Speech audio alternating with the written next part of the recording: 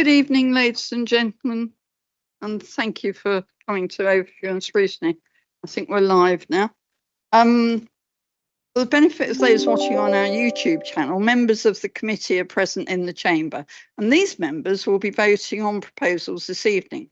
Other members of the council who are also present in the chamber, all participating via MS Teams, can take part in any discussions, ask questions, but cannot vote. Your attention is drawn to agenda item 1, which sets out the guidance on how meetings will be conducted. Before we start with the formal business, we will confirm attendance of voting members by doing a roll call. Alison. Thank you. Thank you, Chair. When I call your name, if you just confirm that you're present. Councillor Oakley. Present. Councillor Athol. We've had apologies from Councillor Bell and Councillor Rhodes is substituting. Councillor Bishop. Present. Councillor Brown. Present. Councillor Cannon. Present. Councillor Cope. Present.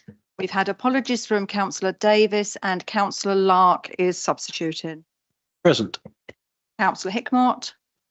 Present. Councillor Hood. Present. Councillor Hoskins. Present.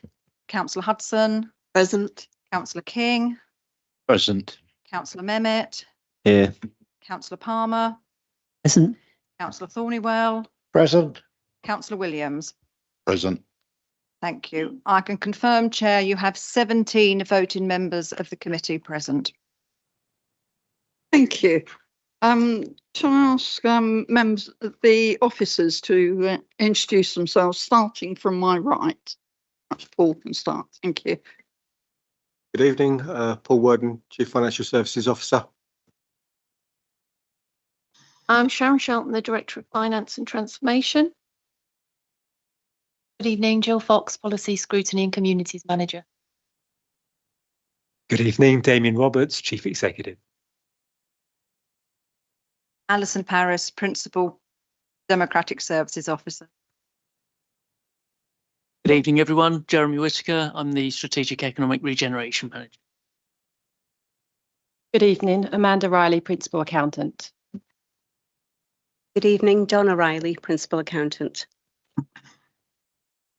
Thank you. We've got some members of the Cabinet online, and they can introduce themselves as they go. And we've also got Adrian Stanfield and Robert Stiles. Okay. And Eleanor. Yes. Thank you. Good evening, Chair.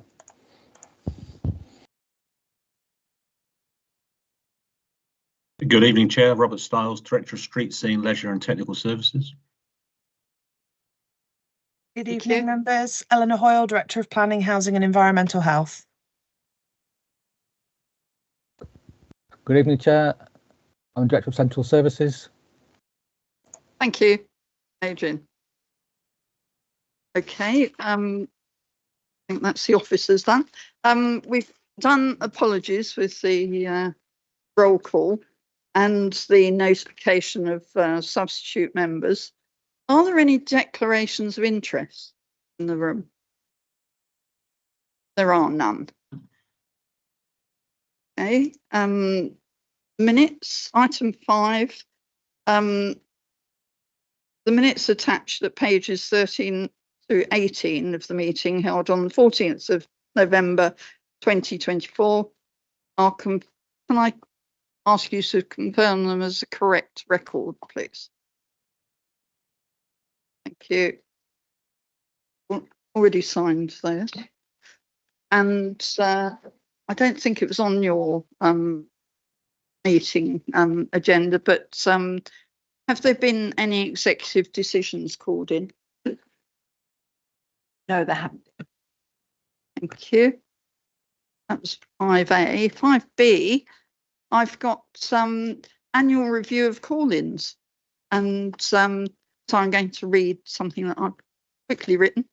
Only 2 decisions were called in. The first one was last April concerning car park fees. And we made 1 or 2 amendments to that decision, which were agreed by Cabinet. The second decision called in was in September. That was the T&M response to the National Planning Policy Framework, NPPF, a significant document that officers and Cabinet responded to. The local plan was suspended on the strength of this document coming forward from government. It changed the framework around which the local plan was based, but members had no opportunity to discuss it until, that is, it was called in. A significant amendment to the paper was put by Councillor Thornywell to ensure that all new houses have solar panels on. So that went through. In my experience as chair of Overview and Scrutiny, call-ins are not done lightly, and that's probably why we've only made 2 this year. They have an intrinsic merit in that the decision is examined at greater depth by quite a cross-section of members. There are 17 members on this committee, and I believe each one of us takes the role very seriously. Everyone is punctilious in reading the papers and commenting. Although I have had a comment that the meetings go on too long, but never mind. This is, of course, a non-political committee, and we should all remember that. We should all be holding the members of Cabinet to account, as occasionally decisions will be made that are not transparent. If you think something's not quite right, then we should be examining that and asking more questions. You are the eyes and ears of this council and should be assiduously seeking clarification on all aspects of the work of the council. There you are, that's my bit for the evening. Chairman? Yes, online. Mike Taylor. Sorry, Chairman, I tried to put my hand up, but it wouldn't work. I just wanted to say I think that call-in was, in hindsight, justified. We were up against a time deadline to get the submission back, but as it happened, we managed to get an extension. Alterations were made, and I think it worked out well in the long run. Thank you. Thank you very much, Mike.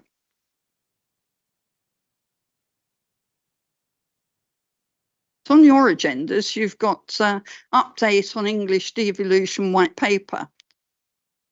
I've altered it, and I've suggested that it goes at the very end, because we need to concentrate really on the papers on the meeting, and then we can think about devolution. So I hope everyone agrees with that. Everyone happy? No one's objecting? Good, right, okay, thank you. Right, we'll go on for the next one, which is item 7, revenue estimates. And I'd like to invite Sharon to speak on that. Thank you. Thank you, Chairman. So this is really the first opportunity that members have got to have a look at the draft estimates for next year, 25-26, which have been prepared by your officers, many of which this evening, alongside Cabinet members.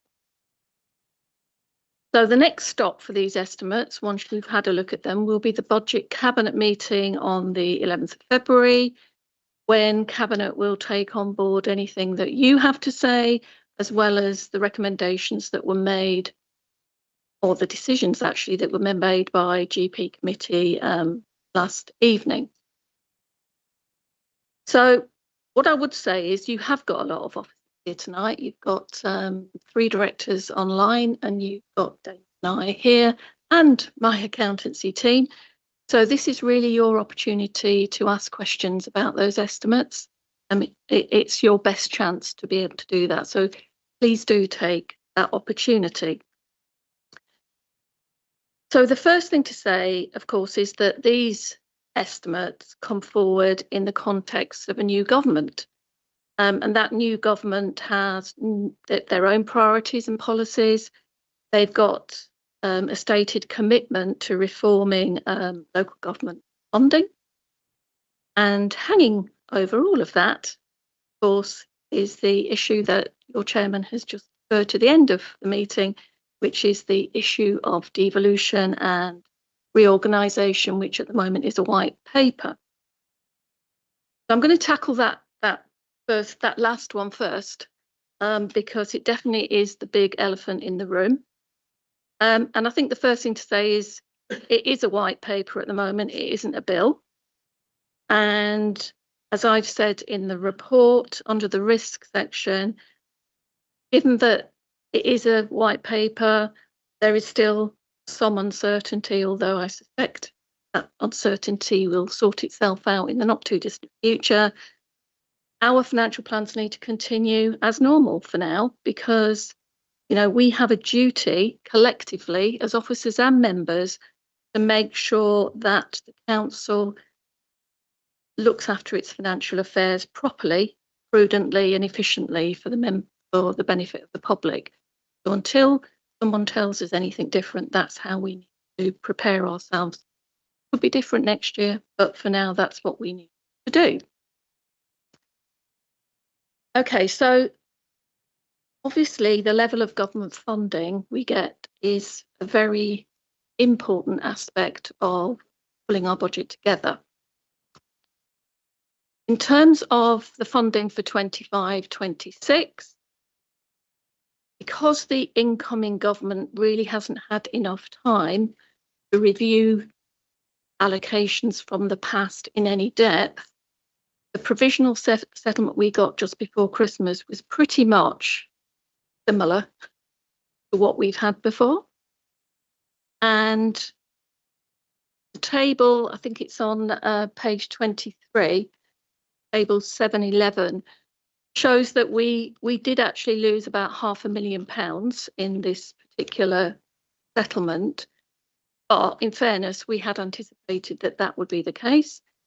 But then that was made up, or more than made up, for the fact that there is now a new grant called Polluter Pays, which is linked to waste and recycling. And that was just shy of £1 million. So we were actually better off. We hadn't allowed for that Polluter Pays grant in our planning because we had absolutely no idea what it was going to look like. So because of all of that, I think 25-26 on its own is looking to be in a reasonably good place. This is, of course, the provisional settlement. It's not the final settlement, and we aren't expecting to get the final settlement until the end of either the end of this month or even the beginning of February. So that will need to be reported into the Cabinet budget meeting. And one grant that still hasn't been announced and won't be announced until the final settlement is the grant that is supposed to cover national insurance increases for local authorities, which the government did say they would give us as compensation, but we know that it is not going to cover the full cost. I'll just put that out there. It is not going to cover the full cost, but we have to wait and see what we actually get. And obviously, as I said, we will inform Cabinet when we do receive it, probably in early February. So cutting to the chase then, and just to dispel any concerns that anyone may have, the 25-26 estimates that you've got in front of you aren't radically poor. So services you deliver should be capable of public as businesses. Last year, you might remember that we were also in quite a good place as well. And we were able to contribute some sums to reserves in order to support our key priorities. Because of what I've just explained, we are going to be in the same position again. We're going to be able to make some contribution to support our key priorities. But because things have been moving a little bit, we haven't made any recommendations in this paper what we will be doing in the report to Cabinet. So please have a look at for that. Before I hand back to you, Chairman, to open up for those questions, it would of course be remiss of me not to mention the future in terms of the Council's finances, notwithstanding the devolution white elephant in the background. I mentioned at the very start that the government has got a commitment to reforming local government financing, and actually that impact could be felt as early as next year, i.e. 26, 27, because we've already started receiving the consultation paper. They have said that they want to bring this in as soon as they possibly can. Of course, the previous government also had intentions to reform local government financing through what they called fair funding. And we've talked about that many times in this chamber. But unfortunately, something called COVID came along and that put a halt to that at the time, and it never really got off the ground, which frankly was good news for us because, as you know, it isn't going to be good news. So when that review is concluded and implemented, it's unlikely to be good news for Tonbridge and Morling, and that's one of the reasons why our medium-term financial planning has shown that we need to make savings in the future. So whilst 25-26 might be looking good and you might be thinking, oh, well, everything's fine, there are things in the future that are not fine. We have to be aware of that. So just one final thing, if I may. I would really like to take the opportunity to thank my accountant this year, particularly for all the work that they've done, because it's been the most stressful year I can remember, because it's a really, really small team that we have, and we've been having to run 2 statutory processes as well for the first time ever, which was the audit of the accounts and producing these estimates. And they have done wonders to bring this forward, and I'd really like to share my thanks that members can agree with me. Thank you. Yes, thank you very much, the accountancy team. And perhaps that could be recorded. Right, so at this point, I'd usually invite the Cabinet Member for Finance and Housing, Kim Tanner, to address the committee, but unfortunately she's not well tonight. So Matt said he'd stand in. I don't know if you want to speak, Matt. Thank you, Anita. I'll be uncharacteristically brief because I was expecting Kim to be here, but unfortunately she's a bit under the weather. And I'd echo what Sharon said about the accountancy team and all of the finance department who've helped prepare the budgets this year. The budget this year has followed what we've done in the previous couple of years, in which the process has started very early. There's been deep collaboration across all of the service areas, and all of management team are available to answer any detailed questions that members of Overview and Scrutiny Committee have got tonight about any particular aspects of the budget and why a particular allocation may have been made against a particular budget line. Just one headline from me really is that ultimately one thing we are very, very certain of is that Tonbridge and Morling Borough Council will exist for the whole of the 2025-2026 financial year. And while we will come on and address devolution later on the agenda, the budget planning process started way before the devolution white paper, and very, very clear throughout that until someone tells us otherwise with regards to the status of this council, we must budget accordingly. We must continue to follow our financial principles that have served us very well and have left us as one of the very few authorities left in the country without any debts. So that's what we've done. That's the principle. And I would hope that members can see that and also recognise that that approach absolutely must continue, because as Sharon rightly said, there is a lot of uncertainty, very little certainty about the future. We know we've planned well financially in the past, and this budget seeks to do that for the next year too. Thank you, Chair. Thank you, Matt. Right, on to the papers. The mandatory and discretionary functions list, thank you very much, Sharon, because we're always asking for that, can be read alongside the draft revenue estimates. I'm going to take each area in turn and take it fairly slowly so you can put your hands up when you want to. So, and hopefully I'll notice. So corporate services, we'll start with. It's at the beginning.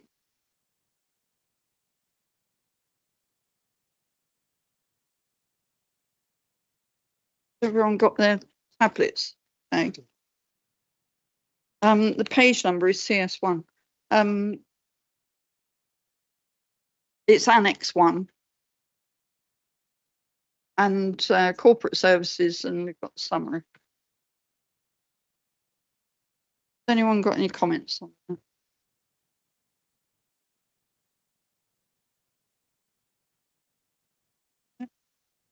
Okay, I can come back to these if you want to. But Chief Executive, that's CE.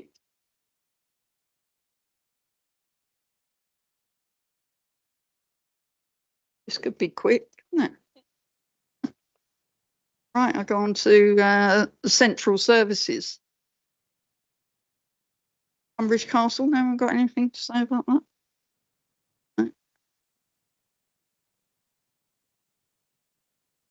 Okay. Finance and transformation.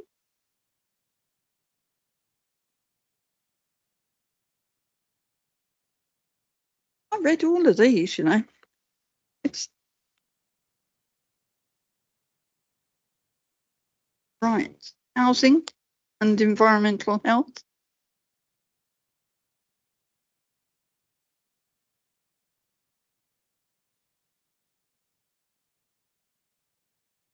Leisure and technical services.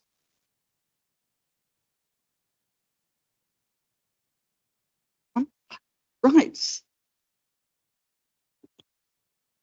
Madam Chairman, Yes. we're on page SSLTS1. Madam Chairman, I'd just like some nice warm feeling about the refuse collection costings, please. We could just be given assurance that we're sitting happy there, please. Thank you.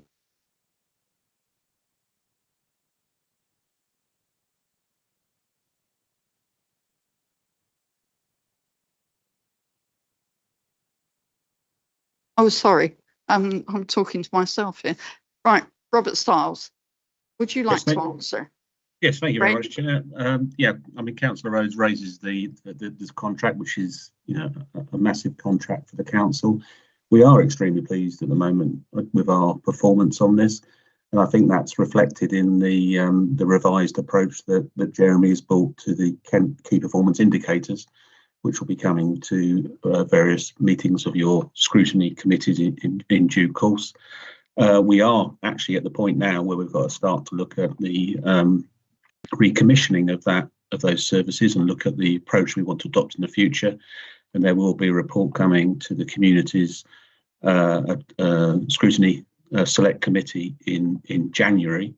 But overall, after what was, as all members know, a very, very difficult start to that contract, I think that performance is very satisfactory at the moment, and our level of complaints and etc. and performance, reflect that. So good news at the moment, I think, Councillor Rhodes.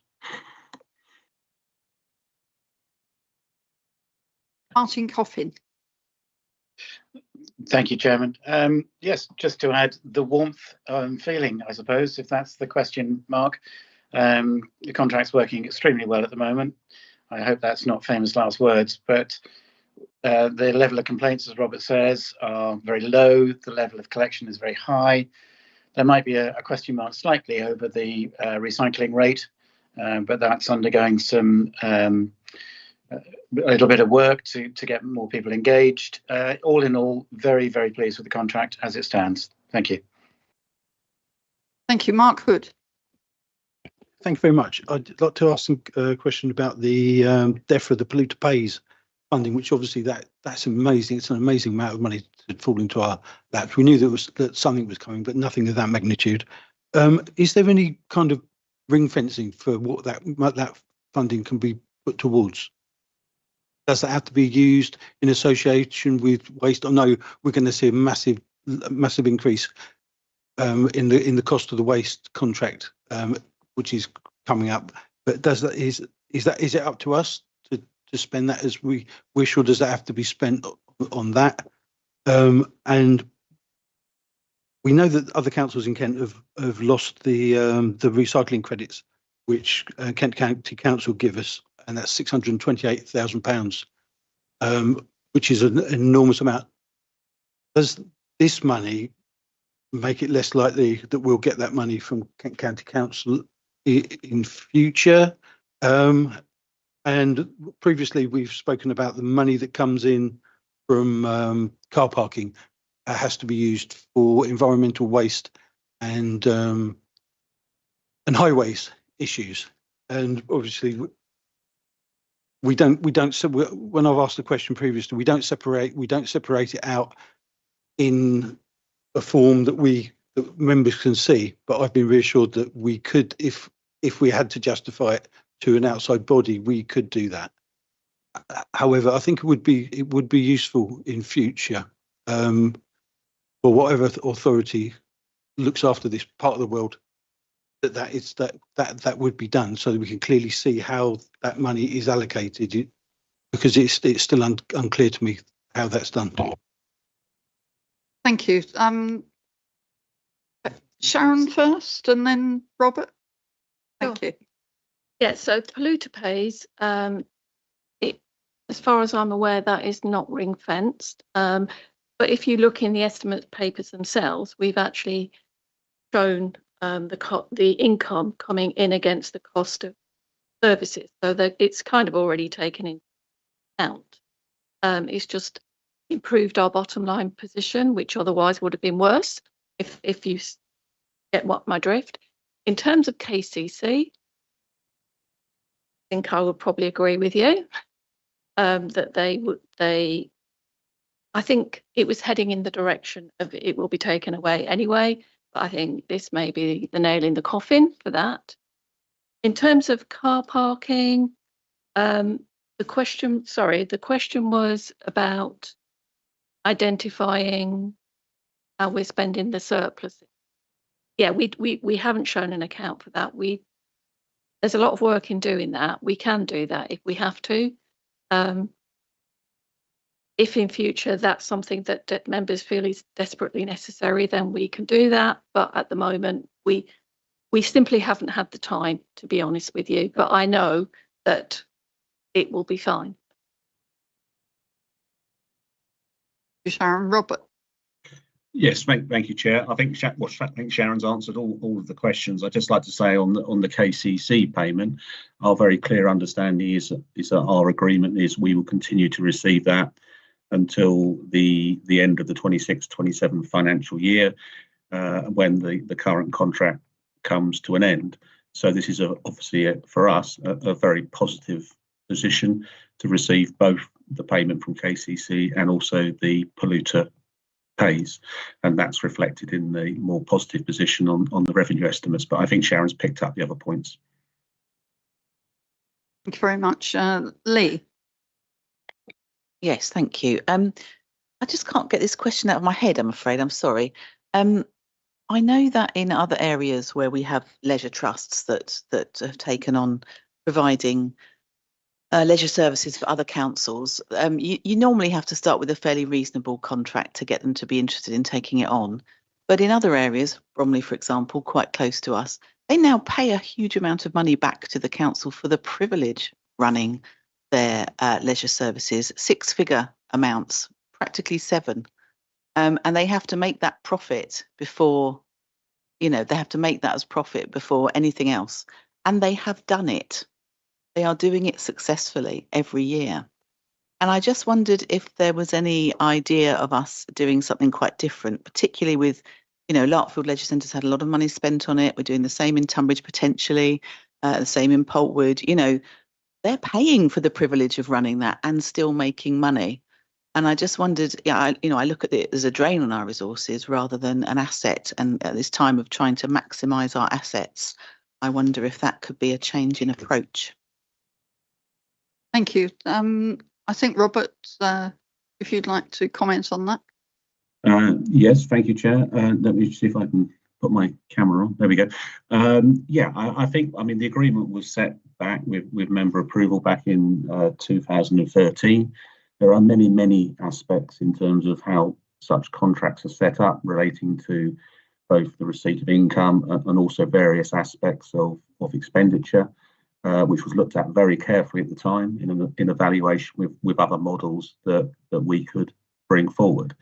There is an opportunity within the agreement with the trust every 5 years to review the service fee, and there are various other clauses. And for example, when we start to look at the future with the Angel Centre, there's certainly a significant opportunity there to look to negotiate with the trust. But the agreement is set. I mean, that agreement was set when the trust was established, and we obviously have to follow that. I do think, looking ahead, and Sharon's already referred to it within the budget setting in terms of devolution, there are many different opportunities of how the operation of our leisure facilities could work in the future. But I think the most fundamental point is that, which to remember, is that any surplus that is made by the trust has to be invested back into our facilities.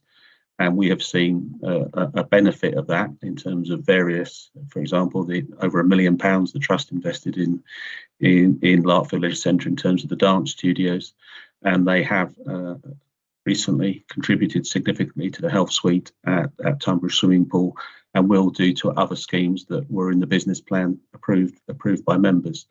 So we are where we are in terms of the agreement. I think we need to maximise the amount of revenue, and you'll see, particularly linked into the cost of utilities and the protection clause that we have, that is reducing significantly due to the investment that the council has brought into those facilities, and that's reflected in the bottom line on the service fee. I'm more than happy to talk outside of the meeting regarding the exact nature of the agreement, because it is very difficult to compare on a like-for-like basis across different trusts and different models, but more than happy to have that discussion. Thank you, Robert. Chris? Yeah, just to sort of respond to the question, really. I personally go to David Lloyd's, but I send my children to Larkfield because it's a lot cheaper. But in all seriousness, the Leisure Trust has saved us a lot of money, hasn't it, since we parked those assets in the Leisure Trust. And they do perform, in my opinion, I don't go there myself, but my kids are there all the time. They do perform a really good service at good value for money. And I certainly couldn't afford to put a whole family at David Lloyd's. So I think what I'd say is, on balance, I think it's a good service and it's at a reasonable price that people can afford. My kids swim there a lot, so I don't suppose I need to declare an interest, but they're there a lot. And the club that they swim for has had quite substantial increases in the fees that they pay over the last few years because of the energy costs going up. So I think, although the example with Bromley getting a lot more money out of it, it's going to come from somewhere, I think. So I would be cautious about how we squeeze the orange until the pips squeak. I think it's a balance to be had. I think the service is good, the prices are good, and I just urge a bit of caution about trying to get too much out of it. Thank you for that. Anyone else on? Yeah. Thank you, Chair. Just quickly, I may be wrong, but as I understand it, cross subsidies do occur between one leisure service and another. For example, I think Poltwood consistently makes money, and that gets cross subsidised to other areas. And I don't think, I'm not an accounting expert, but it is a low cost model in the sense that the trust is set up such that we don't incur costs in the same way that we would if it was a standalone subset of services operated by us directly. So I'm not saying that helps at all, but I think we've got to compare, eggs and eggs, not eggs and apples in the way we analyse this. But I may be wrong. Thank you. Okay, I'll take Mark Hood and then come back to Robert. Yeah, I mean, I don't think anybody disputes that the trust was set up to serve a purpose, and it served the purpose. I think the point is well made by Councillor Atwell that it's good to review these things as you go forward and make sure that we really are getting the best returns from our assets, as any responsible organisation would do. I think that's the point that's being made. I'm really sorry. Can we go back to CEN4, please? I'm really sorry. Get past so quickly.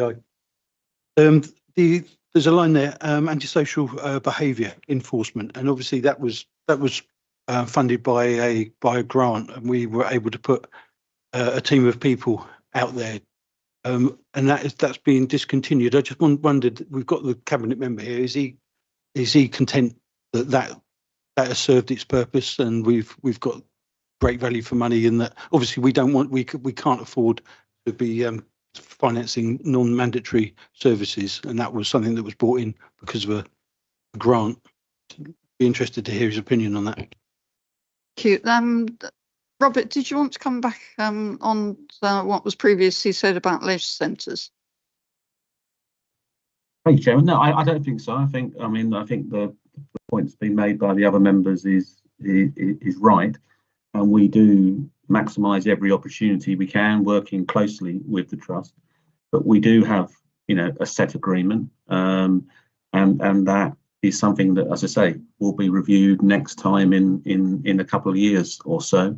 We originally were paying, I think, a service fee of about £170,000, and that was negotiated down to zero. So we are looking at it. We do look at this very carefully, and without wanting to repeat myself, the trust do not make a profit for themselves. Anything that is generated in terms of a surplus goes into reserves and funds improvements to the services at the facilities that they provide. Thank you very much, Robert. Right, so I'll go to Des Kears next to answer Mark's question at CEN4. Yeah, thanks, Chair. Sadly, I don't quite understand what Mark's after, because I think he's stating that the ASB enforcement team will not continue. And was it good value for money?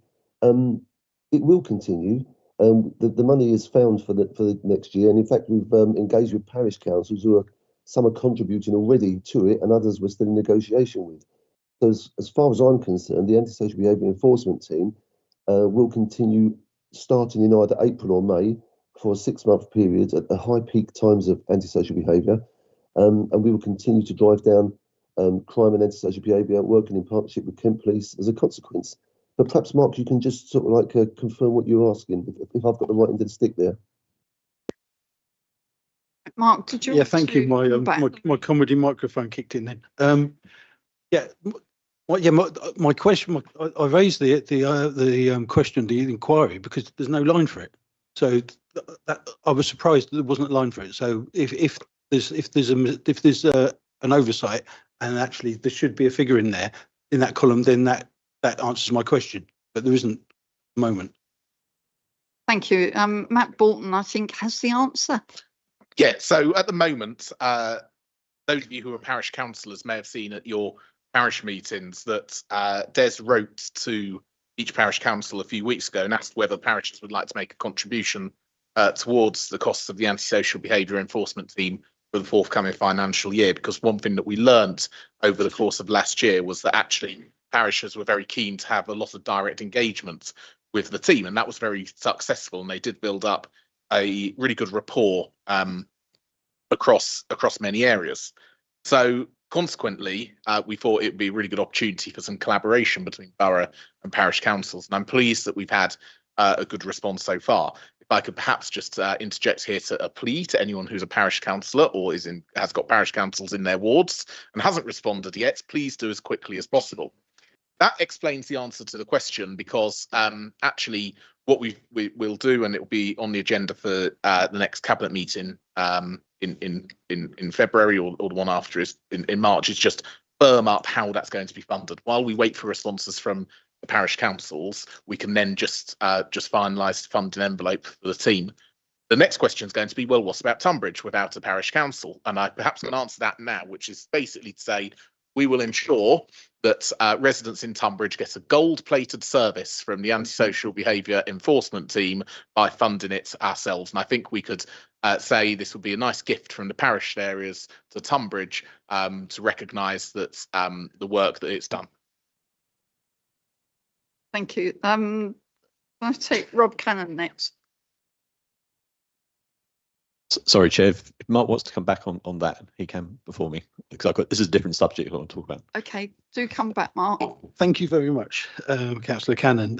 Yeah, I did detect a grimace across the face of a particular member when we were told we were going to be gifted a gold-plated service in terms of antisocial behaviour. My question, I hadn't anticipated this to and fro, but so we're not going to be expected to pay for this antisocial behaviour enforcement team through special expenses. It's going to be funded by the Borough Council. Can I just have confirmation of that? It's really hard at the moment because we are waiting for responses from the parish council, so we don't know. We know broadly what the cost of the team will be for the next year. What we don't know is what the contribution from the parish councils collectively will be. If there is a shortfall, and I think the chances are there will be a shortfall because we have to answer the Tunbridge question, then what we will do is ensure there is room within the budget in order to address that shortfall. And that also deals with the Tunbridge issue. But at the moment, what we can't do is put a precise figure on it because we are simply waiting for responses. And that's really all I can say. I'm sort of looking at Sharon, who was looking at me as if to say you wanted to add something, but maybe you don't.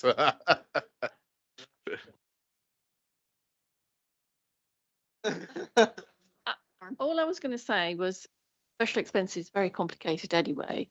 So even if that is what the desire was, it probably takes a lead-in year to get to that point because we have to go through a consultation, etc. So the answer to your question is no, it can't be in special expenses next year. And Rob Cannon. Thank you, Chair. I just like to ask the finance team whether they've had time to assess the financial impact of the decision by General Purposes Committee last night, which affect all bar 20 staff on the lowest pay grades. Just wondering if you had time to assess that. Thank you. As far as I'm aware, the decision that was taken last night was within the envelope that we'd already budgeted for. So whilst there was a bit of movement within the proposals, actually the cost of it is the same. So yeah, we wouldn't need to make any change to the budget as a result. It's just how the money falls. Yeah. Thank you. Lee, no. What's on the budget? No. Okay. Oh, yes. David, it's only one. As I've been here before, it looks like I will possibly see this authority out if the government has its way. And it seems to me, and I agree with what you said about got to continue the finances until you know what's definitely going to happen. The indecipherable white paper being translated into some sort of act of parliament.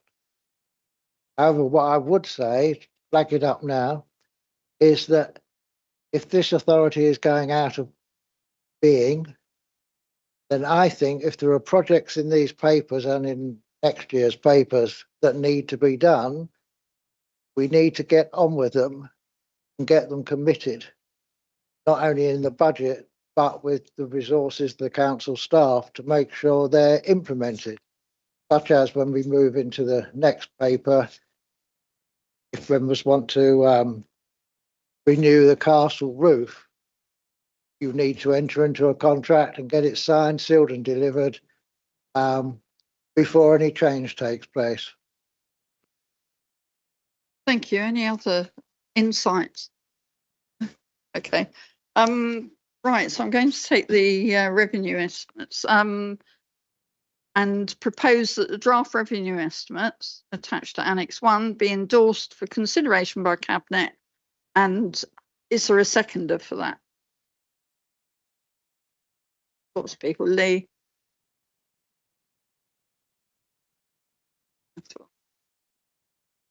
Thank you. Thank you. Thank you for that. We'll go on to item 8, which is the capital plan review, and Paul Warden will take that. Thank you. Thank you, Chairman. No. Sorry, I didn't agree it. I nearly got it right. Right, is that agreed? Thank you. Now we'll go to Paul Warden for the capital plan review 24-25. Thank you. Thank you, Chairman. Along with the revenue estimates, the Council conducts a review of its capital programme. The programme is used to provide long-term assets for operational use. These can be from building upgrades, building construction, through to purchase equipment that is used at the leisure centres. Just to remind members, we've got a 3-pronged process for our capital plan, lists A, B and C. I'm going to start at the bottom, start off with list C. List C is desirable projects that have been raised by officers and members that would like meet the criteria that is set out in the capital strategy, which is Annex 5 to the report. Members will consider the schemes for a formal evaluation to determine costs, impacts and outcomes. Upon the completion of the evaluations, officers will then recommend members to approve the scheme for movement onto list B, or remain on list C, or remove from list C. Following the request of the Chairman last year, officers have now added a formal list B to the papers that you've now received that contains the schemes that have been assessed by officers, approved by members, but have yet to be financed fully. Currently, financing could be from a mixture of schemes from capital receipts, which is money that we get in from sale of assets, reserves, which is what we mainly use, and Section 106 agreement from planning. Using these finance methods doesn't actually stop us from borrowing, though, for any major schemes that we may have on either currently or on the horizon. Once these financial arrangements have been arranged or resolved, officers will then request a transfer onto list A. List A itself is shown in Annex 1 at the moment. That is basically our current capital plan as it stands. List A will then have those items added from list B, which will then go to Cabinet in a few weeks' time. It sounds very complicated, but the circle seems to work somehow. And I've worked here 20 years and I still get my head confused on it sometimes. Moving back to the plan itself, at Annex 1 to the report shows the current capital programme for the years and when the schemes are expected to incur. This will include slippage of schemes from prior years to 24-25 and any schemes that might have slipped from this year to next year.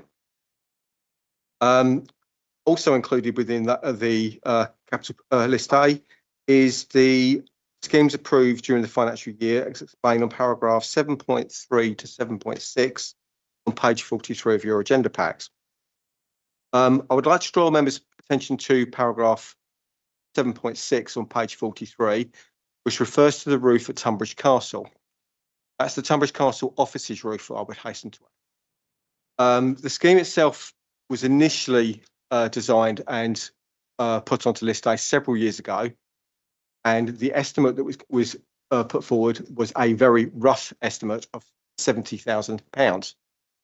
COVID's happened, building costs have gone up, and we've had a re-estimate done.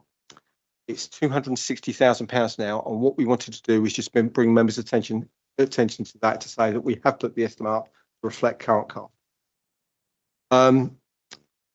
As the programme covers several years and we increase the programme by 1 year every year, we also explain that we're going to need to add on recurring spend covering housing assistance. That covers your disabled facilities grants and adaptations to properties, the purchase of waste bins for a further year, and any car parking improvements and car park reviews that may be undertaken.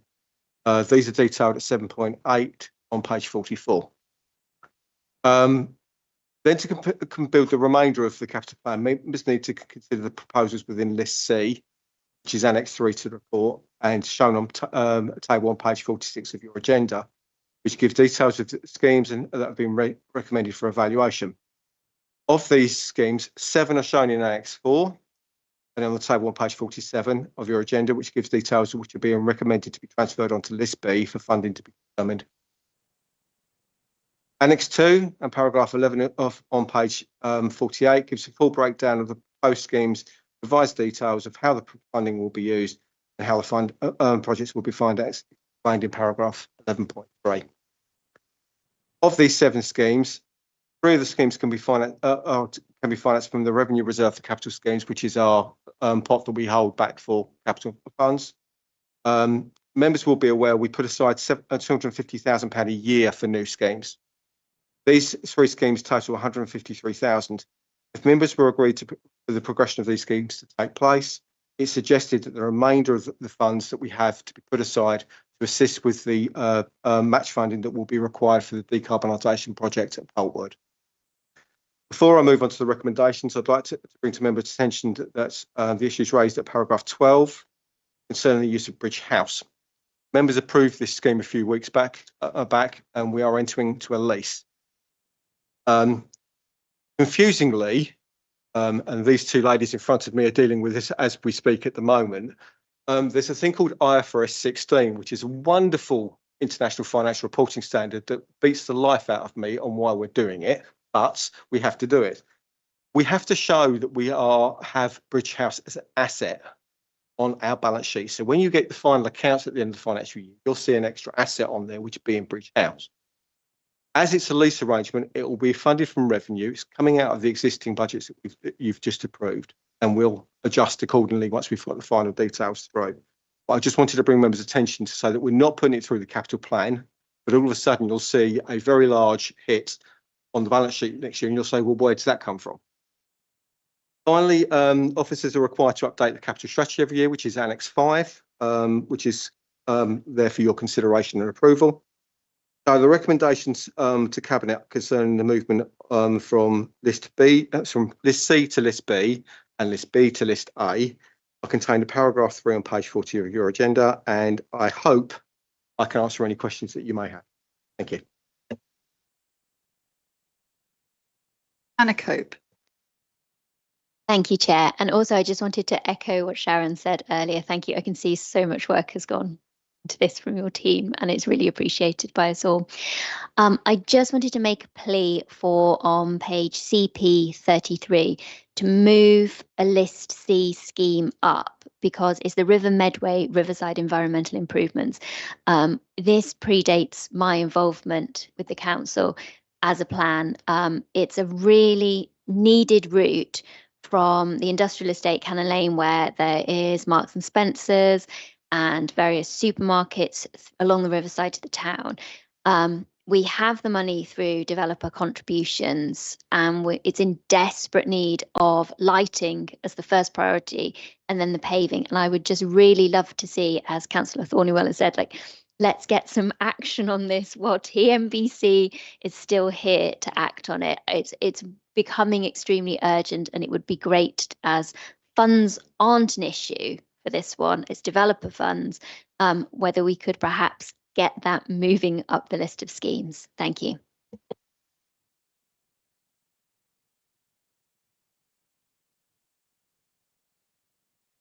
Matt, you want to say something? Yes, and I might invite Robert Stiles, who's leading on this project, to come in too. I know the project well. I think it's fair to say that progress has been unacceptably slow. However, I do think there are mitigating factors for that, and one of which is a very complex land ownership that Robert might want to touch on further, because we've been doing some work on that over recent weeks. The challenge that we've got in terms of moving this up at the moment is there are, as it says in the details at the capital plan evaluation, you've got 3 sections. Section 1 from Town Lot to Cannon Lane, Section 2 from the Big Bridge to Tunbridge Swimming Pool, and section 3 along River Walk and through River Lawn. I mean, that recognises that delivering all 3 at once is going to be incredibly difficult, if not impossible. Obviously, if you're to move this particular allocation, you are moving all 3 sections. The way that we've approached this is to start with section 1. Funnily enough, that's probably the most complex in terms of land ownership, but I would argue, is the most urgent. So, given that this is covering all of them, that's why this is where this is on the paper. But Robert might want to have a little bit more detail about the specific issues at that section. Thank you. I'll take Robert and then Mark.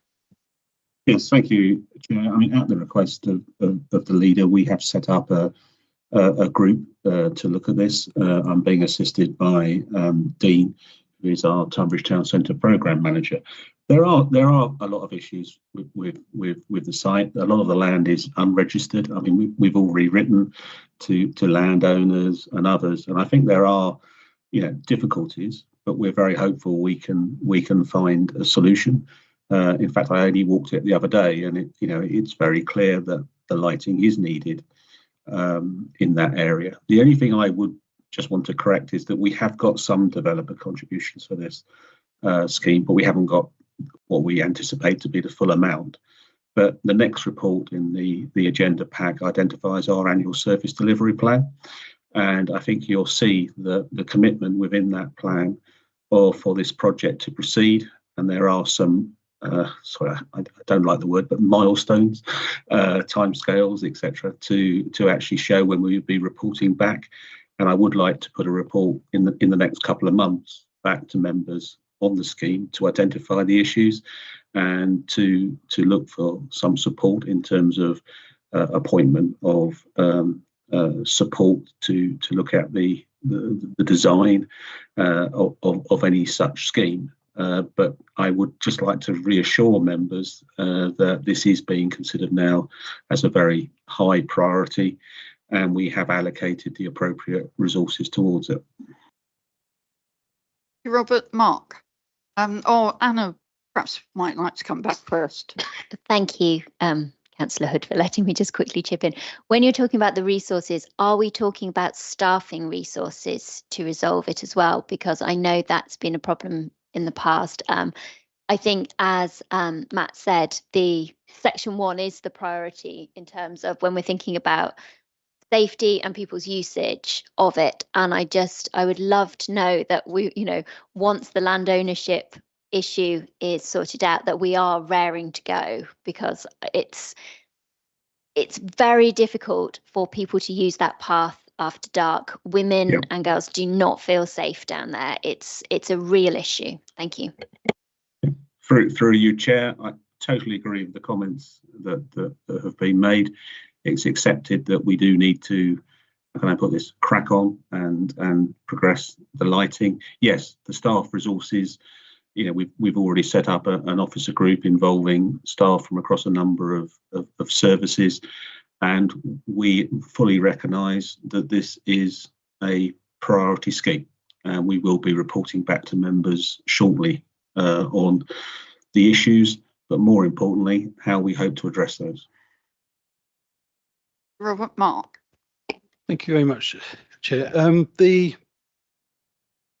When I stood for election in 2019, the incumbent councillor, David Cure, actually had it in his literature that he would campaign to make sure that the developer contributions that had been raised from the building of the medical centre would be put to good use at River Lawn, and we would get the public realm improvements that were actually mentioned in the 2008 Tunbridge Town Centre Area Action Plan. So we're waiting 16 years later and there's been no progress at all. I'm confused because I was told in 2022 that we would be bringing a plan for the River Lawn part of this work to members in July by one of our directors. But it seems to have moved from one directorship to another, which is massively frustrating. So there's been no. It seems that actually linking the 3 elements of this have actually led to a logjam. And as far as I'm aware, the piece of work for in my ward is simply a matter of resurfacing and introducing lighting, because it is quite an intimidating place in the evening time in the winter. The rest of the year it's fine, but we can't get any progress. So my question is, why is this? If we have got the progress that we are told is being made, why is this not in list B? Why is it in list C? I mean, you can tell my frustration, because this is a matter of public safety. Kent Police have raised this with me personally, that people have been there's been incidents down there involving a woman and her child and somebody hiding in bushes. So it's something that we really need to get our heads around, because how long is this going to go on? It's all very well for our MP to tell us that this is a priority for him, but we need to see action. And Councillor Thorney was quite right. We've got to get this done. I'm not confident that this work will be finished before this council doesn't exist. Matt Bourne. So one of the reasons that we made the changes that we did, and as Robert said, this was something that I instigated, was because I think progress had been unacceptably slow on this. And I think that's the role of us as elected members, to identify where there are problems and to find solutions. What I did was recognise the issues that have been spoken to me, and similar the issues have been raised with me, and I thought I'd find a solution to them. So that's what I did, and that's why we've made the progress that Robert has described. James and I were local members at the for this area between 2019 and 2023, and we had lots of discussions about it. And actually, the sections were all put together many years ago, albeit something that what we tried to do is break them up, because as Anna Cope said, and I agree with, the priority is section 1. So we need to get section 1 done first, and everything else flows from there. The reason it is where it is on the capital plan is because of the funding issues that have been described. So therefore, it cannot move to list A or B. Even if it was, it wouldn't actually change anything really in terms of the delivery timetable, for the reasons that Robert mentioned in the annual service delivery plan that comes later on this agenda. So I just want to actually provide this reassurance that I completely agree with the comments that have been raised about the fact that this scheme hasn't been delivered. There are good reasons for that, even though progress has been unacceptably slow, and we do need to work through these issues as a matter of urgency. That is exactly what we're doing. That is why we have set up the officer structure that we've got. That's why we've incorporated our Tunbridge Town Centre programme manager into this, so that it can be part of the wider work that we're doing, not a million miles away in Tunbridge.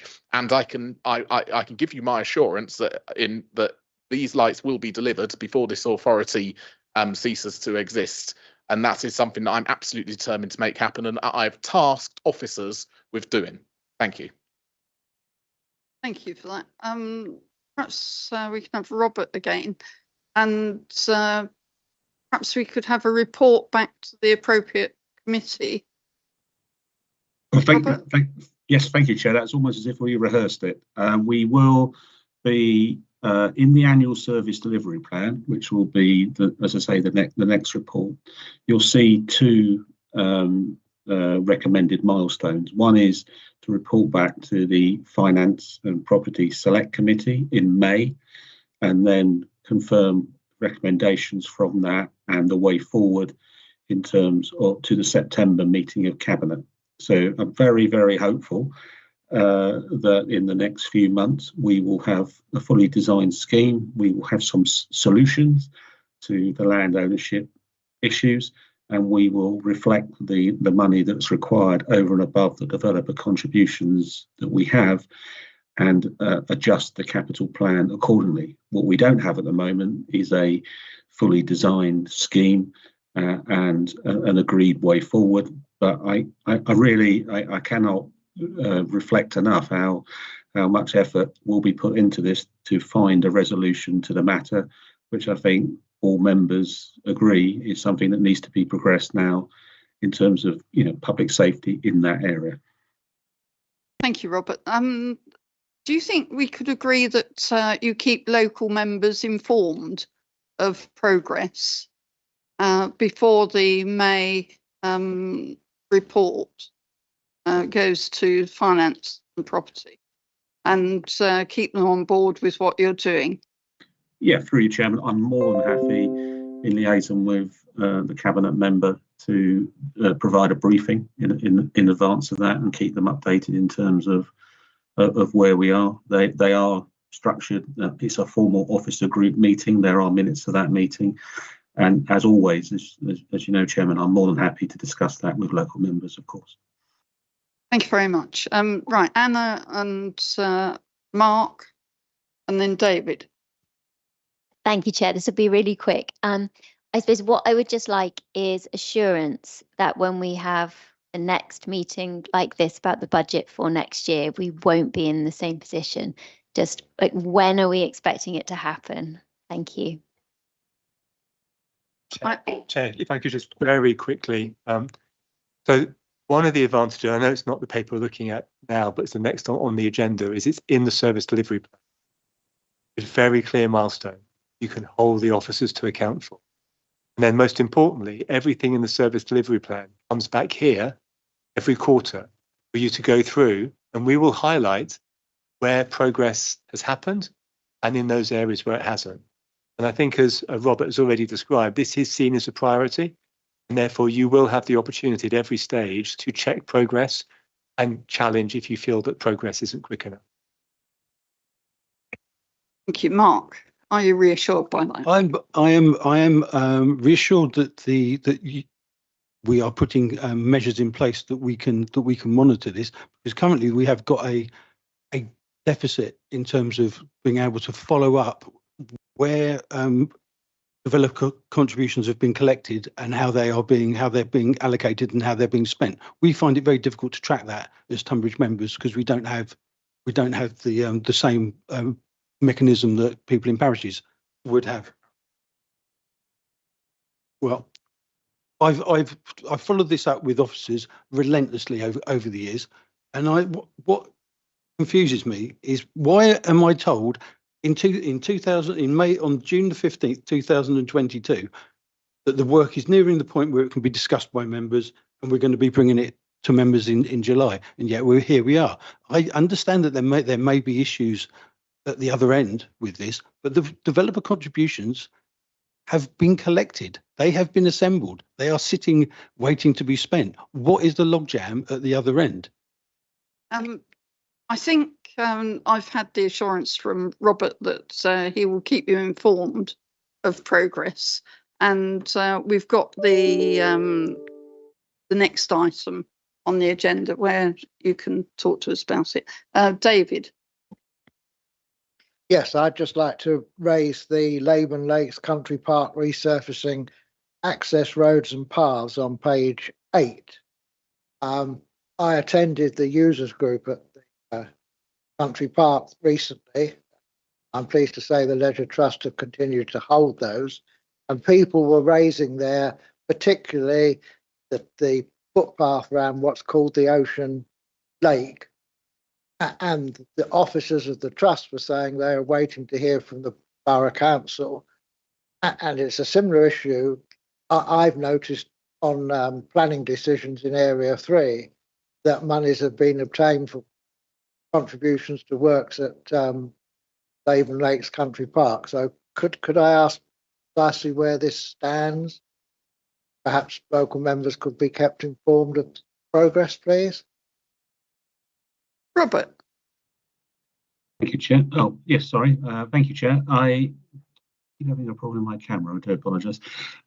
Yes, we had some sort of priority areas which we discussed with the Trust, and it's an example of the Trust's investment. I think in the region of about £20,000 was spent on dealing with those immediate sort of what we might call health and safety requirements in terms of the path.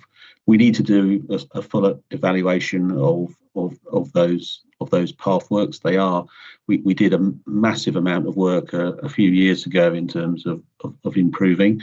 We do recognise there's further work to be done, and that needs to be evaluated and looked at, and proposals brought forward in terms of an evaluation within the capital plan. Sorry, just to add to that, I do apologise to David. We haven't got allocations at the present time for developer contributions towards that. But as members know, one of the great benefits of placing schemes within the capital plan is that helps attract developer contributions when they become available. Thank you. Thank you. Lee. Very tiny one. I just wanted to ask about the CP39 is the Tunbridge Racecourse Sports Ground Improvement Works Phase 3 fast track. But we've pulled out the tennis court improvements into CP55. All great, Harry. I was just going to say the other thing that's in CP39 is the use of the now becoming quite old bowling lawn and associated couple of small buildings. I just wondered if that might be wise to pull forward into whatever this faster track is, just because it's deteriorating, and you know, it would be sad for it to become so dilapidated that it then becomes even more expensive to use it for something good. Robert, review the answer. Yeah, no, again, thank you, Chairman. We have been in liaison with Councillor Hood on this, mainly through our property department. It's one of those things that probably we accept needs to go up the priority list a little bit compared to all the other work that we're trying to do at the present time. We are turning our attention towards it. And once again, I think it is important that we liaise with local members and find a way forward for that area. Mark, quickly. Yeah, thank you very much. Thank you very much, Councillor Ethel, for raising that. I have indeed been in conversation with the officers about that. There's huge potential there to create something like a sustainability centre on that site, which is rotting away. I've got a question, however, on CP25 in terms of the UK Shared Prosperity funded projects, and we've got listed there the Tunbridge wayfinding. And we've got £24,000, which has been allocated already. It's already been allocated, and I would like to know what that has been allocated to, because I don't know. I've asked for a progress report, and I haven't had one. Thank you, Chairman. Would you like to answer that funding has been reallocated within the programme. So within the UK Shared Prosperity Fund, there is an element of flexibility within it. So the money for the wayfinding, because it hadn't progressed, it got reallocated to ensure that it was spent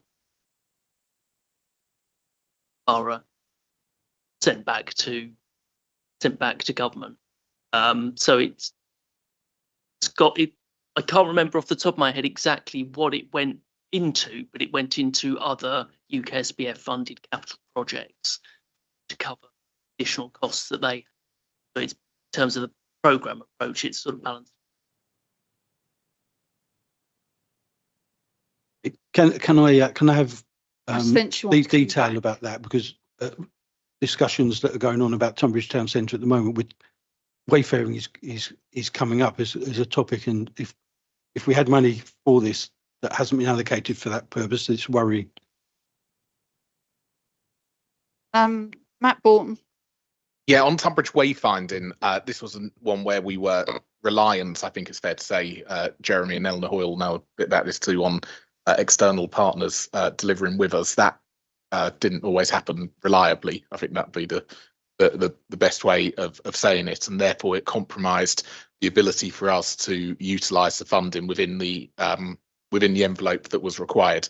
Unfortunately, I don't have the details to hand either, but I'm sure we can get a note out. What I would just say is this isn't the only example of the UK Shared Prosperity Fund where we've had to, I say we, Jeremy's done the bulk of the work on this, let me not take any credit at all, but of tweaked allocations to ensure money is spent locally. What we've tried to do is ensure that money that's got a time limit is spent by the time limit. And if there's any project that for whatever reason has delayed or actually we can source from another fund, then we will do just that. And we've been fortunate enough to get some more money in, and as normal, I'm sure Jeremy will be reporting that in at the next appropriate committee, cabinet or finance regeneration. Yeah. So what I would say to members is that'll all come out at the Finance Regeneration and Property Committee next month, and you can go through the different allocations.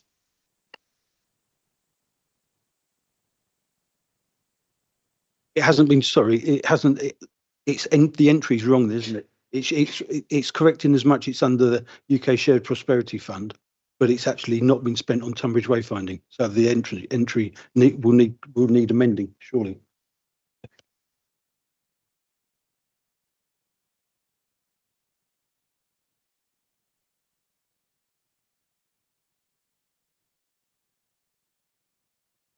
Matt, did you want to come back on that?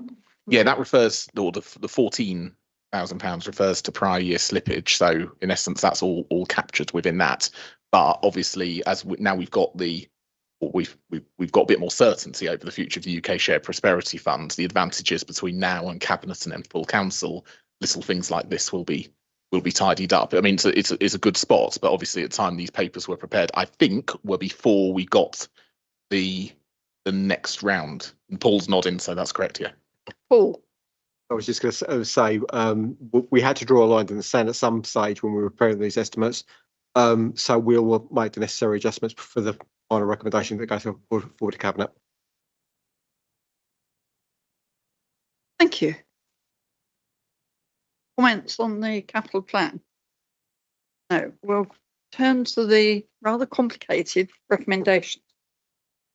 So I can either take them all together, or I can take them separately. If I took them all together, would everyone agree? Great. Thank you for that.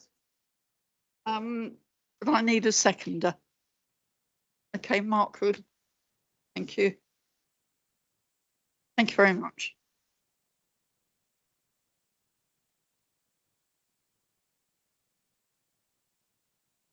Great.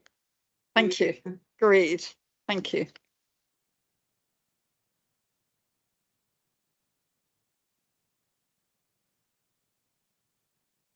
Right. Annual service delivery plan. Damien. Thank you, Chair. Thank you, members. So at the heart of this item is some topics that we've been talking about already. Ambition, delivery, and I think transparency. This document draws from the corporate strategy in identifying those long-term priorities around efficient and effective council, improving housing, protecting areas, investing in the borough, caring for the environment, and identifies the actions, specific actions, tangible actions that the council will seek to deliver over the next 12 months. What's been very important about the process is this has been developed alongside the budget. So the budget is definitely not seen in isolation. It's seen as an enabler of delivery within the council. And it's great to see this report coming forward in the same meeting that the budget is coming forward. This document also provides an opportunity to realign our key performance indicators. Again, to focus those key performance indicators around delivery and alignment with the council's corporate strategy. I think it also sharpens accountability because each of the actions, and there's some very detailed actions with detailed milestones, we talked about some already this evening, also identifies the lead member and the lead officer, so that if there are any queries and questions throughout the year, any questions around progress or non-progress and delivery, members around the ONS committee can identify very quickly who they should be talking to and who they should be holding to account. This is also a bit like the budget. It really has been a collaborative exercise. And it's been a great joy for me to involve staff at many levels in the organisation in feeding in their views around how to maximise what the council can deliver with the resources we have over the next year, and particularly to align that delivery with your priorities as members and the priorities of the council. I think in some councils, this is a document that may be produced by one person or a handful of people. But in the delivery of specific items, I think more than 60 staff 60 managers from across different services have contributed towards identifying and confirming the detail within this document. And I think probably wider engagement within individual service teams. This is also a document that will come back to you on a quarterly basis. So you can track progress over time and ensure that both performance indicators and practical delivery against the activities set out here are happening at pace. This was important before we began talking about devolution. I think as members have very effectively rehearsed earlier, that the importance around delivery only increases in the context of devolution. And so I'm really pleased that we had this document in train, and now I think has an opportunity to play an even bigger part within the priorities of the council over the coming year. Finally, wanted to thank Jeremy Whittaker. He's often the person that helps us pull together the ambitions that we have, and he's certainly played a very important role in providing a gatekeeping and a role of drawing everybody together. And I think a lot of the credit for the quality of this document goes to him. And I certainly recommend the report and the approach to members. Thank you, Chair. Thank you. Right, these are the new KPIs. So I think there's a couple missing. I'd like to see the housing register numbers in there, and that should be quantified. And also empty properties. I think that should be in there. Has anyone got any ideas about anything else that should be in there? Lee? Not a KPI that I think is missing. I think this is great of it. And I'm not sure if this is quite right, if it will work, but it'd be good to hear from you.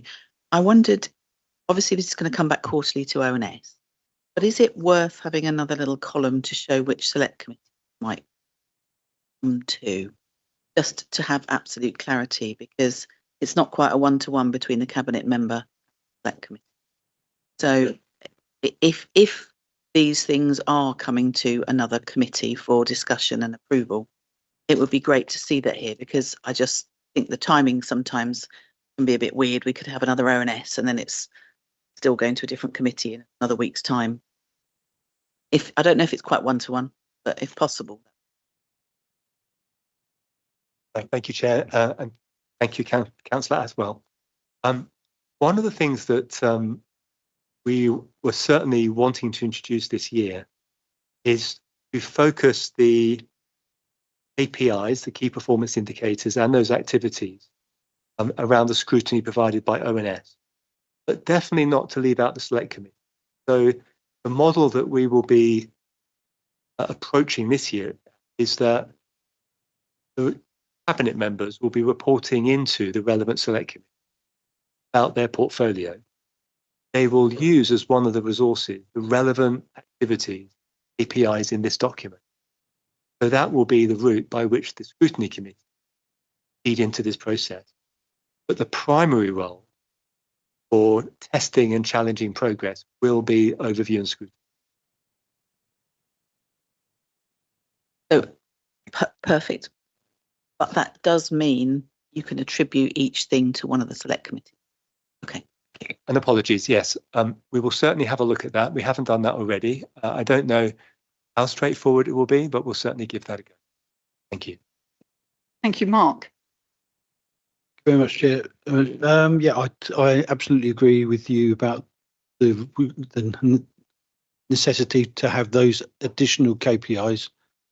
As I understand it, these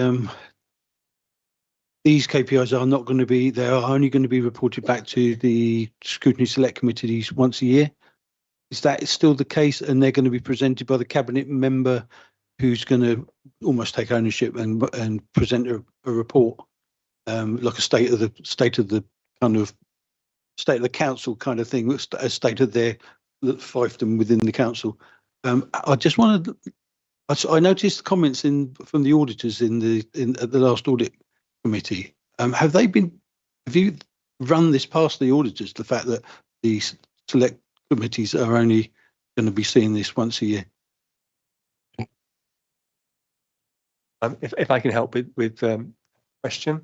So no, we haven't engaged with them directly, but we absolutely, as a management team, have looked at the recommendations from external auditors and have sought to design an approach that does address head-on the issues that they've raised. So I'm not anticipating any difficulty with the approach that we're taking, because I think this level of transparency and accountability, I think, is significantly stronger than what's existed. Thank you very much. Right, I'm going to go through the paper. There are 4 headings. So the first one's caring for the environment activity. And if anyone's got any items that they want to bring up, let me know. So the KPIs are there. Is this the right, I don't want to be a pain, but is this the right time to bring up sort of other things that perhaps I think we could do, other milestones which could contribute to the description of activity? Is it, yeah?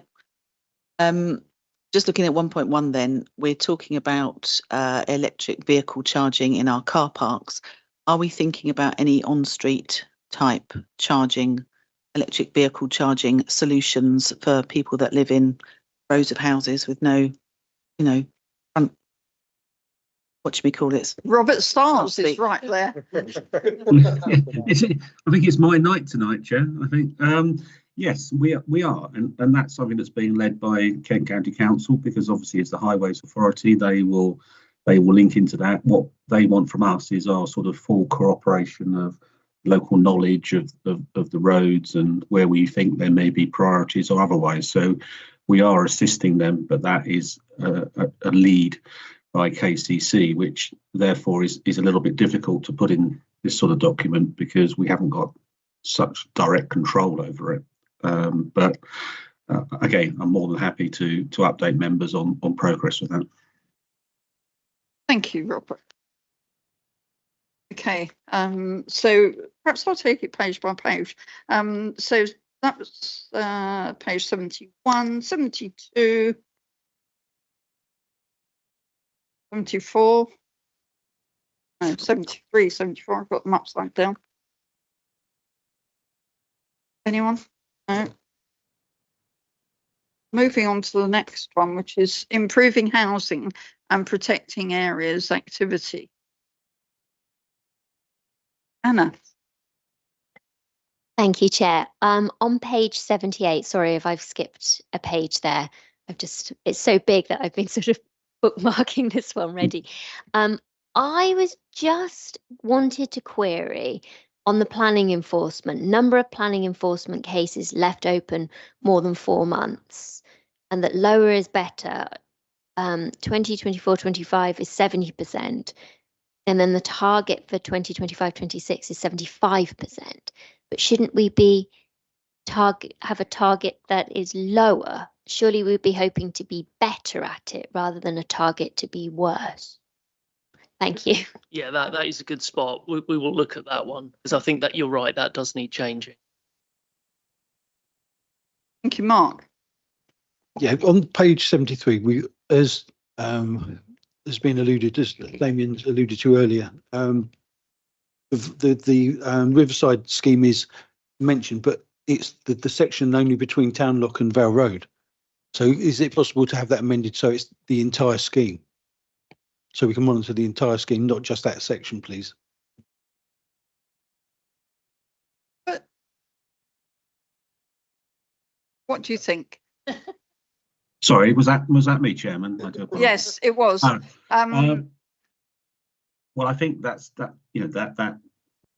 the issue I have is that we recognise the priority that's being afforded to the allocated area, and that's the area that we are focusing on. That's the area where we're focusing our resources, and we'll be focusing the developer contributions.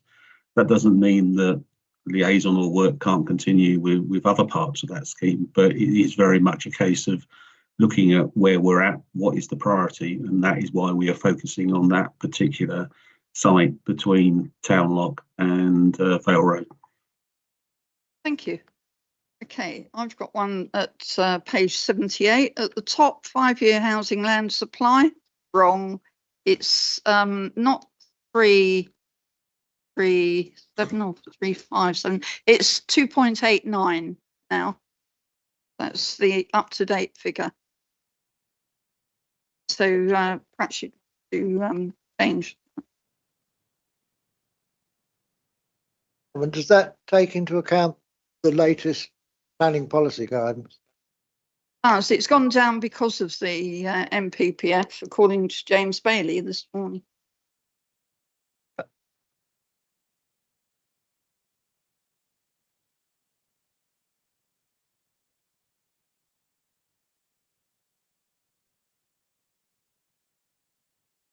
I say the on page 78 as well, the tree preservation orders. Lower is better. We've got 60 outstanding and 0 in the other, in the target.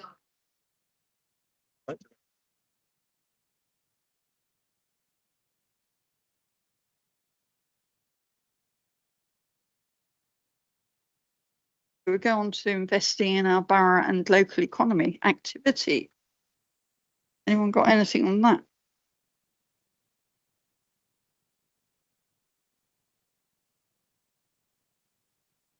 I thought on page 82 at the top, install new digital information boards to help improve real-time communication with our residents. Are they all in Tunbridge? No, they're not. Actually, this is a really good example of something we were saying earlier about UK shared prosperity funding, because again, this is a project in which that funding was going to be delivered before we could get the boards up for various reasons about lead-in times and all of that, and agreed locations. I am there are some outside of Tunbridge. I think there might be one in your ward, Anita, too. But I think I will double check that before you hold me to account over it. But again, this is a really good example of a project. Actually, by looking at the milestones within it, we've been able to recognise that actually that March 2026 is the most feasible time. So therefore, we have to switch the funding around. We can use the funding that was allocated from the UK Shared Prosperity Fund for something else, and we can identify capital spend that could be spent in March 2026 for the Digital Information Board. So again, that's been nimble with our financing, yet still delivering the same outcome. Great, thank you. Right, we're moving on swiftly. Efficient and effective council activity. Anyone?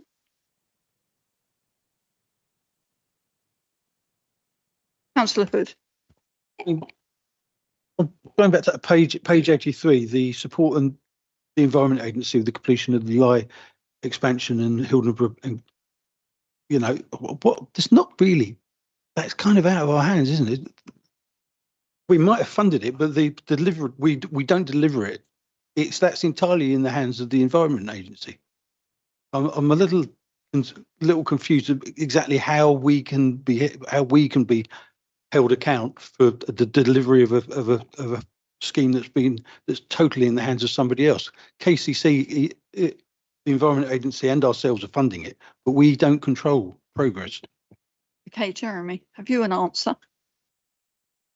Just that in terms of the corporate strategy, that is one of our key themes, is around supporting and working with our strategic partners, and that's obviously a very key project within that. Thank you, Matt.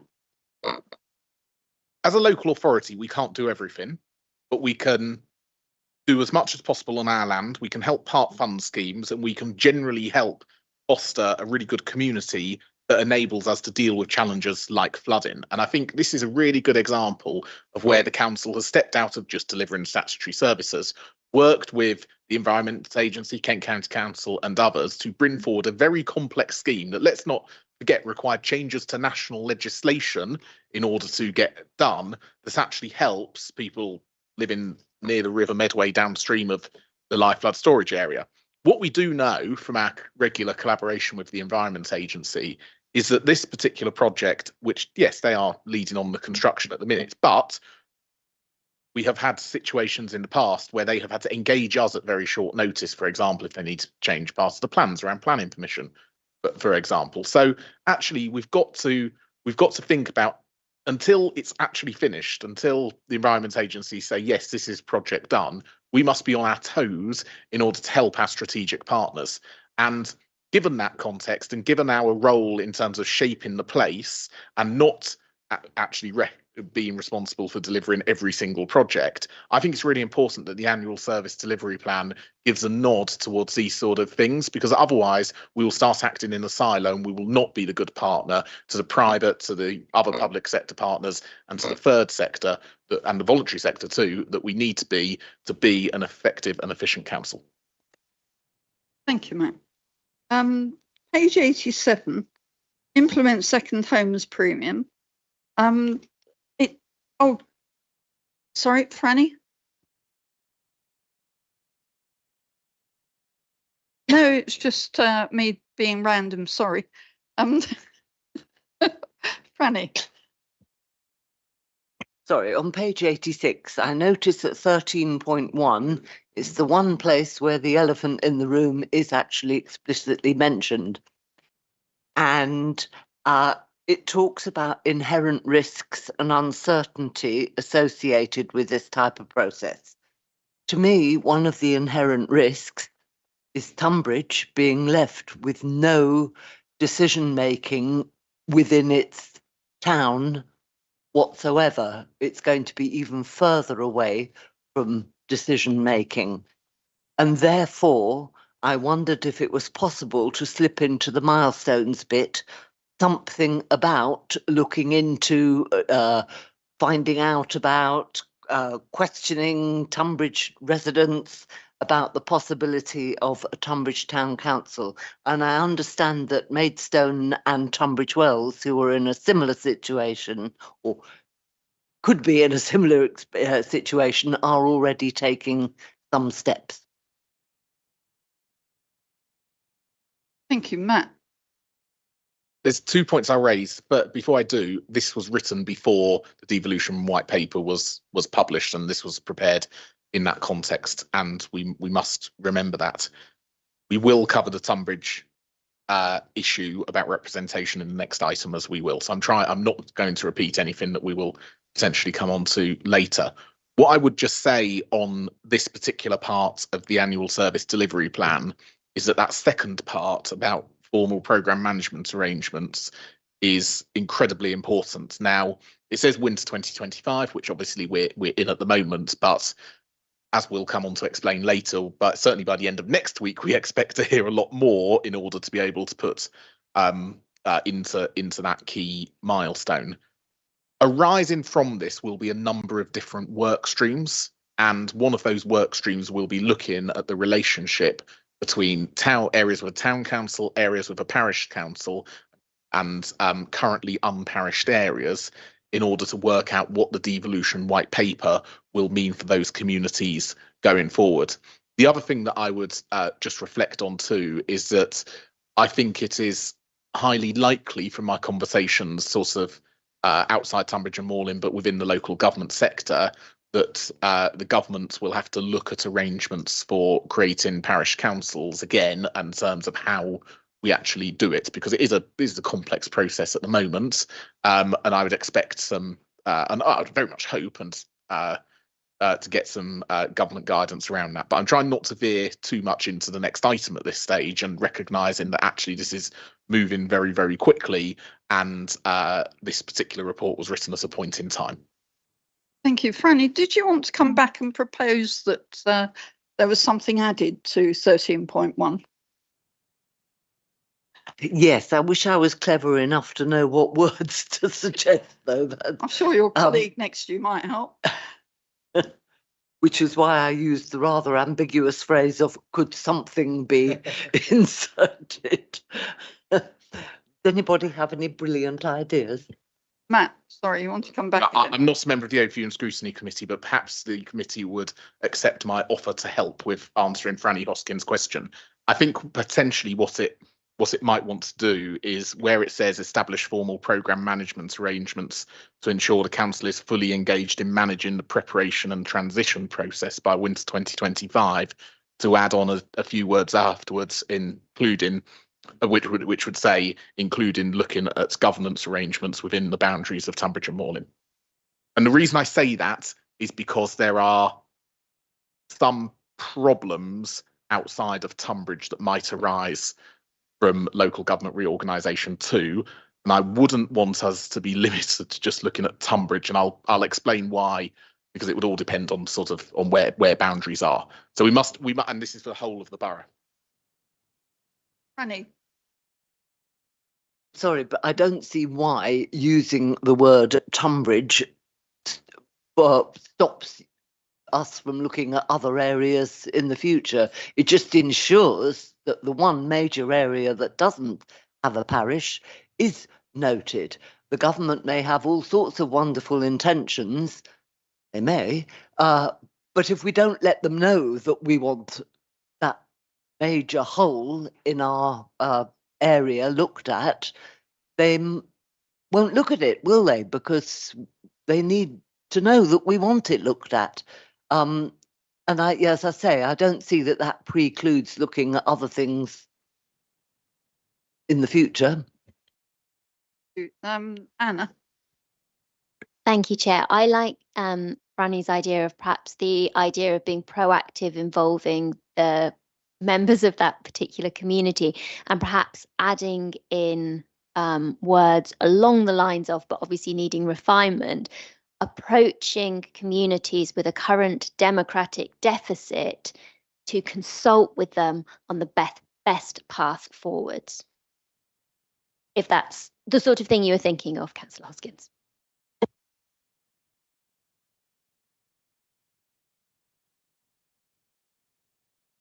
Second that. Mark, have you? Yeah. Well, how about if we include something like report on progress of any governance review relating to the unparished part of the borough and any other boundary review of parished areas? Would that work? Would that be acceptable to the committee? That sounds good. What does everyone else think? Did you hear it? Do you want to repeat that slowly? Yeah, okay.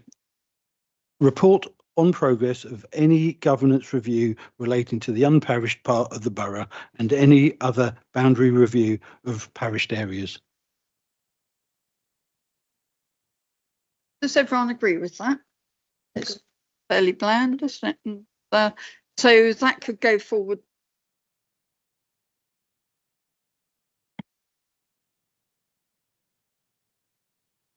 Yes, everyone's nodding and happy. So perhaps that can go forward to Cabinet as a suggestion. Thanks, Mark.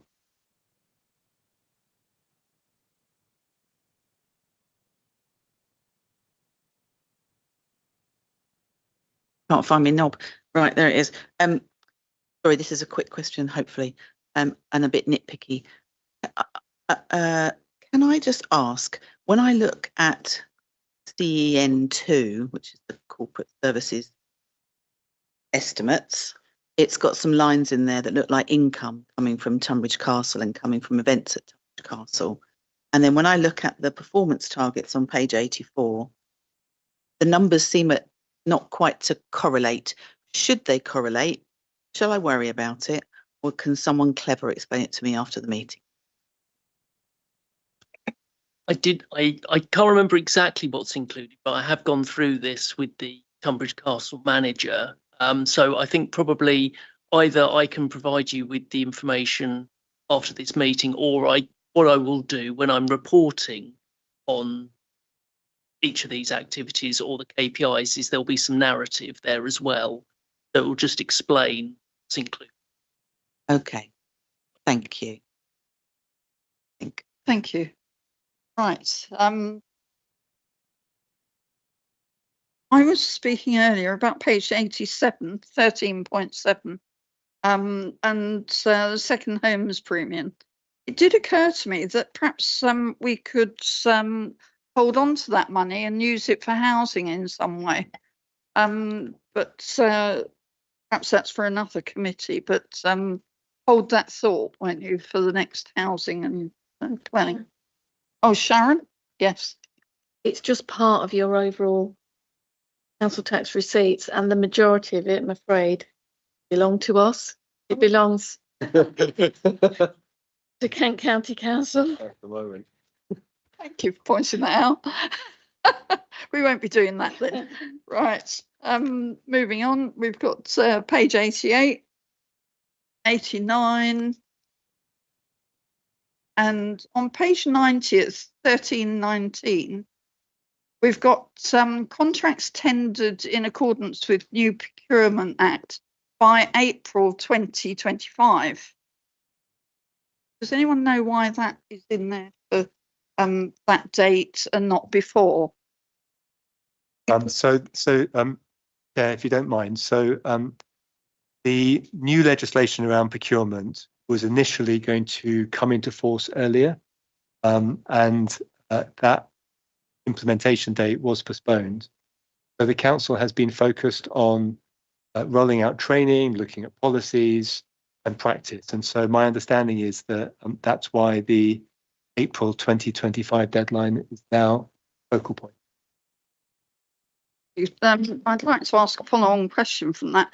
So if we enter into any contracts between now and April 2025, do they have to go out to tender? So, Chair, we already have procurement regulations that we have to follow, and depending on the nature of the activity and the cost, that will determine whether it goes out to tender, how many quotes the council has to seek, and what procurement route is most appropriate. So it depends on those criteria, which process it has to follow, and that will be updated in April 2025. Thank you. Any questions? Page 91, 92.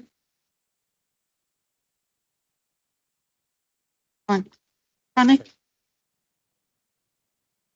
Waiting for 93. Anna beat me on the last one. On the My Account registrations, number of residents registering for an account is currently 6,000, and it says higher is better, but we're targeting 5,000.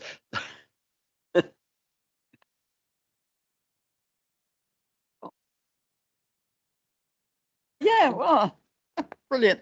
Thank you. And right, that's 93, 94, 95. Thank you. I think with that, and we've got a recommendation. So that the draft annual service delivery plan as set out in Annex B recommended for approval. And that any updated information addressing current gaps in information be considered during the Q1 reporting of the annual service delivery plan. And that the proposed process for reporting updates on the annual service delivery plan as set out in 5.6 to 5.8 be recommended for approval. Does everyone agree with that? Agreed. Thank you. Right, so I've proposed it. You got a seconder? Yes, Anna Coate. Thank you. And does everyone agree with it? Thank you.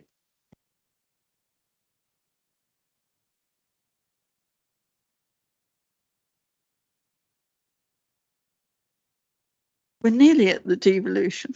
Right, 10, record of executive decisions. Has anyone got any comments on those? No, all read them. Good. And agenda item 11, the forthcoming key decisions. And we've got waste services contracts, strategic approach, Fair Prosperity Fund. It's been talked about a lot tonight. Local plan budget proposal.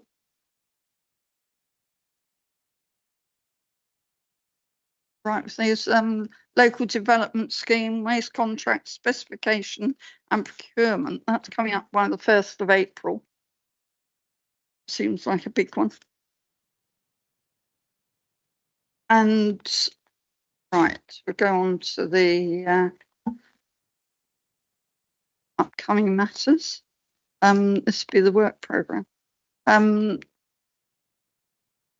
So we've got the work programme for next time, and the implementation of Agile. Further updates. I think we need more than an information report on this. I think we need quite a full report, and Matt is going to talk about it. I won't talk about the report because it's not written yet. So this is the meeting for the 3rd of April. So I can't prejudice what's be in there. But obviously, we're approaching quite a critical time with Agile at the moment, given we're coming to the end of the financial year, and there are various contracts sort of related and interlinked with the Agile contract that are coming to an end before the meeting date. I appreciate the meeting date is 3 days into the next financial year. It may be the case that we need to take a report to Cabinet beforehand. And I just want to put that on the committee's agenda. That's not to say we can't wait, but because of timings, there may be some potential implications with costs there. So I don't think that would prevent you from having that on your agenda at this stage, but I just wanted, Chair, to just put that on your radar at the moment. There's a lot of moving parts. If Kim Tanner was here, she could give you chapter and verse on this. Unfortunately, I'm not Kim Tanner, so I don't want to sort of say anything that she wouldn't, but I just think the committee should be aware of that if we need to go sooner, we might have to, but I'll keep you updated at all times. Thank you very much. And I think that completes item 12. And I think we moved Damien and Matt to about devolution. Oh, sorry, Mark. Yeah, is it when we have that report about Agile, do you think it's worth us asking for the change manager that we've employed to oversee it to actually come and speak to us about it as well as the head of IT? Good point. Thank you. You might have left by then. But perhaps she'll leave a report before then. As she leaves, goes out the door. So we've got Matt and Damien on devolution, and Lee wanted to make a further comment. I was just going to say, certainly a lessons learned report would be great before she leaves. Okay, I'm sure someone's noted that. Thank you.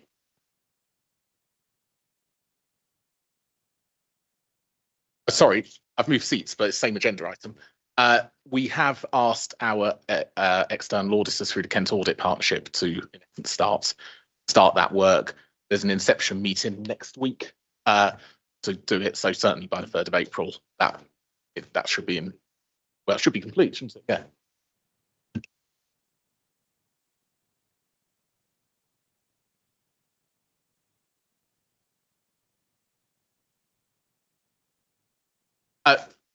Thank you very much. I thought I'd come up. Damien and I are going to do a bit of a double act on this, so it'd be easier if we sat next to each other rather than at other ends of the chamber. For the benefit of anyone watching on YouTube, councillors received an update on the devolution white paper through an all members briefing that was held on the evening of the 23rd of December 2024. A lot has changed and a lot hasn't changed since then. But as this is a very fast moving issue, we're grateful for the opportunity tonight to brief members of the Overview and Scrutiny Committee. At that all members briefing, as I said, Damien and I did a bit of a double act, and we'll do the same again. We'll identify areas in which we've in which progress, or see it as progress or not, things have changed, and those areas in which there's still a lot of uncertainty. If I can ask everyone, it might be easiest, Chair, with your permission, if we have questions at the end, because I suspect as we go through, we might answer some questions that arise. But I think, Damien, you're going to kick off, so I'll hand over to you. Before they start, did anyone want an actual break? Are you all right? Okay, thank you. Carry on. Thank you, Chair, and thank you, Leader. So I'm going to start the presentation really on the same first slide as we covered in the all-member briefing, which is just to clarify that what started this was on the 16th of December, a white paper was published, a devolution white paper. And it focused on devolution, which is fundamentally about Whitehall letting go of some of its powers and some of its resources and allowing some of those activities to happen at a lower level. We'll talk about the geography for that. So a letting go of power and what we all understand by devolution. But embedded in their white paper was also about a fundamental reorganization of local government. And so local government reorganization involving, in effect, the replacement of county councils, boroughs and districts is a second element of this approach. Devolution and local government reorganization are not the same things, but they're definitely parallel agendas within that overall white paper. And really, I think, forms the basis of our presentation. So I think we do have clarity from government. I think the white paper's given us that clarity, but I think in the discussions that we've had and briefings from ministers and government officials, I think that clarity is sharper than ever. And that is three things. Government are committed to elected mayors and strategic combined authorities in all parts of the country. They are committed to introducing unitary councils where those unitary councils don't currently exist in all parts of the country. And they're also committed to implementing those changes as quickly as possible. And I think members will remember that, as we discussed this before, that the timetable for implementation, at least in outline, is incredibly ambitious. And maybe you could even argue is unprecedented, but that is absolutely the clarity that government are giving. This next slide comes from the white paper, and I think it highlights the scale of the challenge that the government is facing. It highlights where there are existing mayoral authorities, and it also highlights where existing devolution agreements are in place without a mayor. And so looking at the direction of travel, those areas that are green and light green, the government are looking at covering the rest of the country in those same categories. Ultimately, their ultimate aim, it may take one or two steps to get there, is to make sure that there is a mayor in every part of the country and that each area has a devolution agreement. They've changed the language from devolution deal, devolution agreement, suggesting a degree of consistency across the country. So in terms of strategic combined authority, what are they? I think I mentioned before that combined authority can be a bit misleading. It sounds like it's combining authorities that already exist, but it's not. It's really looking at combining a geography that may have a number of different structures within it. The strategic combined authority, headed by a mayor, is a new layer of local government. It's a new layer primarily made up of what the government, Whitehall, government departments are doing at the moment. It has to cover a population of at least 1.5 million, so significantly bigger than us, but probably of the scale of Kent and Medway, headed up by an elected mayor with executive powers. And importantly, and this is a bit of clarity that we've had following the all-member, is that there are no other roles formally on that committee that I elected, only the mayor. They will get their funding and powers from Whitehall, so they're not going to take it from other parts of local government. But they will take over the role of the Police and Crime Commission. That bid has also been. And one of the benefits, not only of the additional funding, additional powers, but ultimately the government are offering the potential of having a single integrated financial budget, which offers the possibility of being able to move money between traditional activities that have been locked into departmental. So to have maximum creativity around how those devolve budgets then within the local, I think is an attractive option. So on their own, it is very easy to argue that strategic mayoral combined authority, with or without a mayor, brings more resources, more control, more flexibility within the geography, probably of the scale of Kent and Medway. So what are the functions? In fact, and that map just highlights the geography that we already across what we'll probably end up calling the wider Kent region. So what are the functions that the government are offering? I won't go through every one, but almost all of these link to a government department in Whitehall that will be letting go of some of these activities, handing it over to the strategic authority headed up by a mayor. But you'll also notice that some of these activities reflect things that boroughs and districts do and counties do.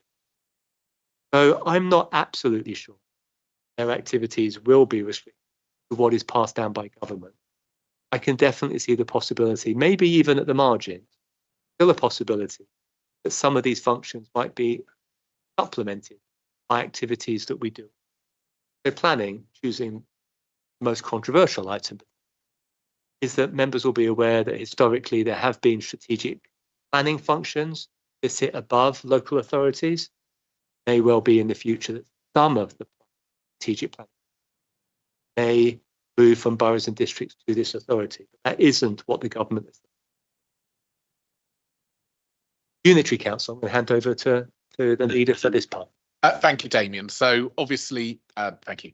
The consequence of the devolution white paper is that boroughs and districts won't exist, and all areas are being asked to reorganise, and neither will county councils. At the moment, our borough serves a population of around 100,000, and you will see from our slides there and from the devolution white paper that the new unitary authorities, which take in services from the county and the borough council, must have a population of at least 500,000. So consequently, Tunbridge and Moor are too small to meet the government's criteria. The phrase that's used within the white paper is a sensible geography, is what they're looking for. And that ideally would reflect existing district boundaries. The phrase that's been used to us when we've been speaking to officials about this is that district and borough boundaries ought to be used as the building by which you would look to create the new tree authority. So anyone who's good at maths will know that 1.9 divided by 3 would get you to just over 600,000, and 1.9 divided by 4 would get you to just under 500,000. Consequences, we are looking at about 3 or 4 unitary authorities across Kent and Medway. I'm sure that if we did a straw poll in this room, we'd all have slightly different about that. But the reality is, at the moment, we've got to reflect that that's what the makeup might look like. The next map is exactly the same map that that Damien had, albeit with the population figure change. So you'll see 500,000. You'll see the building blocks are the 12 districts in Kent plus the. So that's what we'll be looking at in terms of shaping what geography the new unitary authority might. Worth saying at this stage that there are absolutely no decisions that have been taken about this. One of the reasons for that is we haven't even heard from the government yet about what the about any further criteria that would be needed. We haven't heard about the timing yet either. And that brings me on quite nicely to the indicative timetable, which is the next slide. Now, just at this point, go into history a little bit. So back in the summer, the government put out to all, well, what they call upper tier authorities, which are county councils, unitary authorities, so not us, an expression of interest in devolution. They did not ask anywhere about local government reorganisation. Must absolutely emphasise that point. And when they put out this expression of interest, they asked 3 simple questions, which is basically, do you like devolution? Do you like a mayor? And what's your preferred geography? I mean, basic terms. Now, Kent and Medway responded and said our preferred geography is Medway. Now, that's much easier for us than it perhaps would be if we were located in the centre of the country. And it's also much easier for us given the size of Kent and Medway's 1.9 million. They asked whether you'd like a mayor or not, and Kent and Medway both responded with yes. You'll notice that's actually a bit of a U-turn from positions that both of those authorities have taken in the past. And in response to the question, basically, do you like devolution? They said yes, because of the benefits that could arise for the county that Damien previously explained. Now, at the same time, conscious of the fact that district and borough councils hadn't been asked the questions, and a few of us, well, all of us in the end, all 12 district and borough councils across Kent came together, and the leaders of all authorities, including myself on behalf of our authority, wrote to the government and said, actually, devolution doesn't just stop at the county council, it carries on down, it carries on to district and borough councils and to parishes and towns and in every single community. So we shouldn't see this as putting power on a Kent and Medway basis. We're here to help you deliver. So that's what we wrote to them and said. We then obviously had the devolution white paper that was published on the 16th of December. And if I can interject a personal opinion into this, somewhat conflated devolution and local government reorganisation, because this was the response to the expression of interest, which was about devolution. It wasn't an expression of interest about local government reorganisation. So those two upper tier councils, Kent and Medway in our region, had until the 10th of January in order to request to be on the priority programme. The priority programme basically means that your timetable is set for you. It's very pacey, which will come on the next slide to explain, and allows you, as yet unspecified, but certain resources in order to get the benefits of this straight away. So that's where we are at the moment. The first three lines there have happened. The two highlighted ones are the next two milestones. So by late January, we are expecting this next week. Well, it has to be next week, really. The government will confirm which areas are accepted onto the priority programme. The government have set no upper limits for this. I think there have been 16 different areas, but when you look at sort of, so for example, Kent and Medway have both put forward a submission, but that covers the same geography. There are a number of different submissions. I think it's fair to say that from my understanding across the sector at the moment, that not everywhere that put forward in for the devolution priority programme will end up priority programme. And in fact, I think some put in not expecting to get it. The vast majority of upper tier authorities did go for it.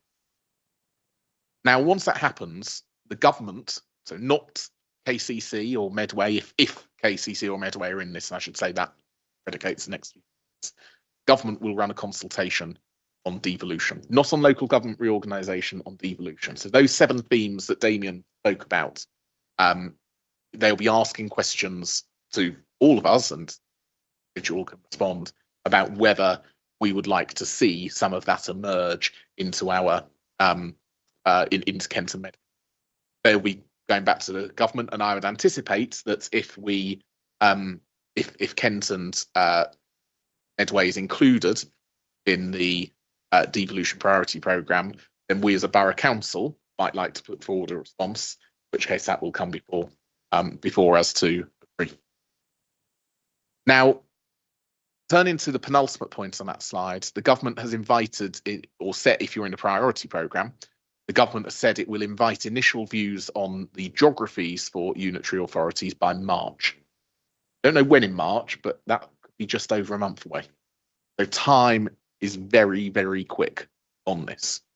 And depending on the outcome next week, we're going to have to move very quickly in terms of determining what the options are for Tunbridge and moment. And then you've got a final deadline of May 2025 for final proposals, priority areas. Now, Kent County Council has requested that its county council elections are postponed if it's in the priority programme. The anticipation is that the government will postpone those elections for those authorities that were due to have elections in May and are in the priority programme. Obviously, we don't have elections in May, so they didn't write to us, so we didn't have to take that decision. Now, if you're not included in the priority programme, it doesn't mean that you're let off the hook and we can carry on as normal, I'm afraid to say. We still have to work to find out what our reorganisation might look like in this part of the world. Deadline for that is the autumn. Now, there are lots and lots of steps between now and then in terms of procedural steps, laying statutory instruments, passing legislation through Parliament that the government leads on. There's an awful lot of work to set up a mayoral strategic combined authority. But the timeline is so aggressive because the government wishes to have elections for a mayor of Kent, basically, in May 2026, if we're included within this priority programme. That would then allow, in essence, the strategic authority to be set up, and I'll come on in a little while to explain what that actually looks like in terms of the government structure, and that would then be set up in 2027. Now, in terms of us, we would continue to exist during this period as Tunbridge and Moorland Borough Council, because the mayoral part would operate at a different time scale to the unitary part. So what they have said is they want to get all areas unitarised by the end of this Parliament, which is likely to be in 2029. The dates within the white paper for the priority programme are 2027 or 2028. Now, obviously, our terms of office are up as councillors in 2027. So it's high. If we're in the priority programme, I think it's fair to say that it's unlikely there would be an election for Tunbridge and Moorland Borough Council in 2027. It would probably be an election for a new authority. So this slide you won't have seen before Christmas, but it just builds on some of the learning that Damien and I have gathered through countless webinars and conversations and questions that we've asked, and hopefully we've not been too annoying to ministers. But I think it's important on behalf of the residents of the whole borough, all councillors and all council officers, that we try and get as much information as possible at this stage and as much certainty. So on the left is a structure that we'll all be familiar with: national government, Kent's County Council, boroughs and districts, and then our parish councils. Stage one is what happens when a mayor of Kent is introduced. So in essence, you would have the mayoral strategic combined authority set up. The mayor would be in place, the mayor would take those powers, but you don't have that reorganisation that I've just referred to. Stage two is basically what would happen in terms of that reorganisation. So the functions of KCC and Tunbridge and Moorland Borough Council would come together over a new geography to create a new unitary authority. There is a valid question about the representation on the mayoral strategic combined authority, because as Damien said, we have learnt that the mayor will be the only elected position on there, and the mayor, it is anticipated, will have the ability to appoint deputy mayors, so like the Mayor of London does at the moment. But depending on the government structure of the strategic combined authority, the unitary authority would appoint representatives on the mayoral strategic combined authority, and that would be a decision for the unitary council to take at the time. You'll see at the bottom that parish councils continue to exist as they do at the moment, and national government continues to exist as it does at the moment. So just a couple more slides from me and then I'll hand back to Damien. Parish councils. There is one sentence really on parish councils in the devolution white paper. We will also rewire the relationship between town and parish councils and principal local authorities, strengthening expectations on engagement and community voice. If you'd like me to expand on that, I can't really, because that's all they've said on it. There is absolutely no indication that the government's got any intention on making any changes to exist in town and parish council. So you are on a town or parish council, or you represent a ward like myself that has got some in it, then the message that I've been given to the 4 parish councils in our wards is this doesn't affect you and your structure, but this will affect your relationship with your principal local authority when they create it. Yes, exactly. So it doesn't affect the relationship of any town and parish councillors watching with Tunbridge and Moorland Borough Council at the moment. We are still here to serve you. So Damien's going to touch shortly on staff, because of course this is a really difficult time for anyone who's involved in local authorities, whether you are here as an officer working, including all of the officers that are dialed in tonight and that are here in the chamber. And it's also a very uncertain time for all of us as the 44 elected councillors across Tunbridge and Moorland. So the first point to really emphasise here is that our period of our term of office expires at the moment in May 2027. There is precedent, and we might see this with Kent next week, for terms of office to be extended if if reorganisation is coming. Now, we don't know this for sure, but obviously the government has said 2027 or 2028 are the dates in which we can expect a new authority to be formed under their current timetable. And obviously we know that that's aligned with our electoral cycle potentially. But we carry on, basically, we carry on serving our residents as we do. Obviously, there would be no further county elections, as far as we're aware, at least. The government's been a little bit silent about this, and borough council elections for those borough councils who are up for election this year or next. The new body to which you would stand for election wouldn't be Tunbridge and Malling Borough Council, it would be for the new authority. As I said, there's no other elected role other than the mayor on the mayoral strategic authority, but New Unitary would appoint some of its members to serve on it. We do not know, well, we don't know the boundary of the Unitary authority. We don't know how many members would serve on the Unitary authority because we don't know what the boundaries are. We don't know what the warding arrangements would be because we don't know how many members would serve on the authority that we don't know the boundaries to. So at the moment, I'm afraid to say that for all of us, we simply don't know what wards will be available for us to put our names forward to at the election. Lots of unknowns there. And I just wanted to emphasise that May 2027 date, because obviously we know that that's when our term of office expires. And it might be that it just so happens that the timing does align. So the implication, I think, for elected members is that there are a lot of unknowns at the moment. And I appreciate that for all of us, we will be looking at this thinking, well, actually, what on earth could we be standing for election for at the end of our terms of office? And we simply don't know. Damien, do you want to talk about staff?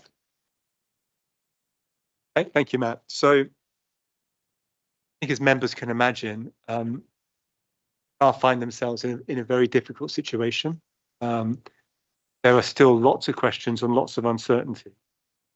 And while I absolutely understand the uncertainty for members, most staff, their work here is their main source of income, their main source of family income. And so it's necessarily a worrying time for all of our staff and obviously staff across local government. I think during any period of uncertainty, it's really important that we are open and transparent, both with you as members, but also with our staff, and to make sure our staff feel fully engaged in this process. That as the information becomes available over time, and over the next few weeks, we are expecting the announcement of the Devolution Priority Programme, that staff, as far as we can, hear that from us first, rather than reading some of the debates and speculation in the media, some of which has been quite unpleasant and I think made their job more difficult. One of the things that I've been very keen to communicate is that while Tunbridge and Malling as a council will cease to exist, the need for services to be delivered and the need for high quality staff to deliver them will remain unchanged. And certainly, from my perspective, any new unitary council trying to find its feet, establishing itself and wanting to deliver well, would be well served by recruiting every single one of our highly committed and talented staff.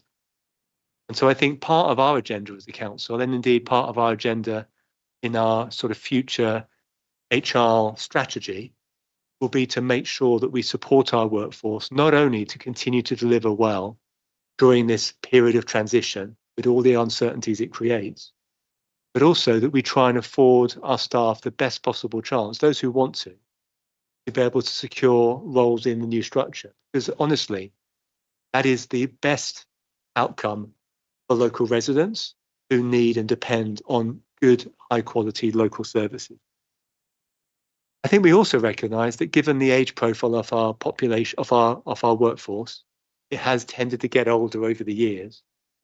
Inevitably, some of our staff will look at local government reorganisation on the horizon, look at their age and decide actually they want to go. That's both a challenge for us in the short term in terms of managing our services over the transition, but also it means that the new authority is going to be faced with the challenge that we all face, but doubly so, of trying to fill essential roles from day one to make sure their services are viable. So, my message to the staff, which I hope you will reinforce with me, is that we have really committed and high-performing staff in an environment where there is such big skill shortage. I sincerely hope, and I believe, that the vast majority of our staff will secure jobs in the new structure.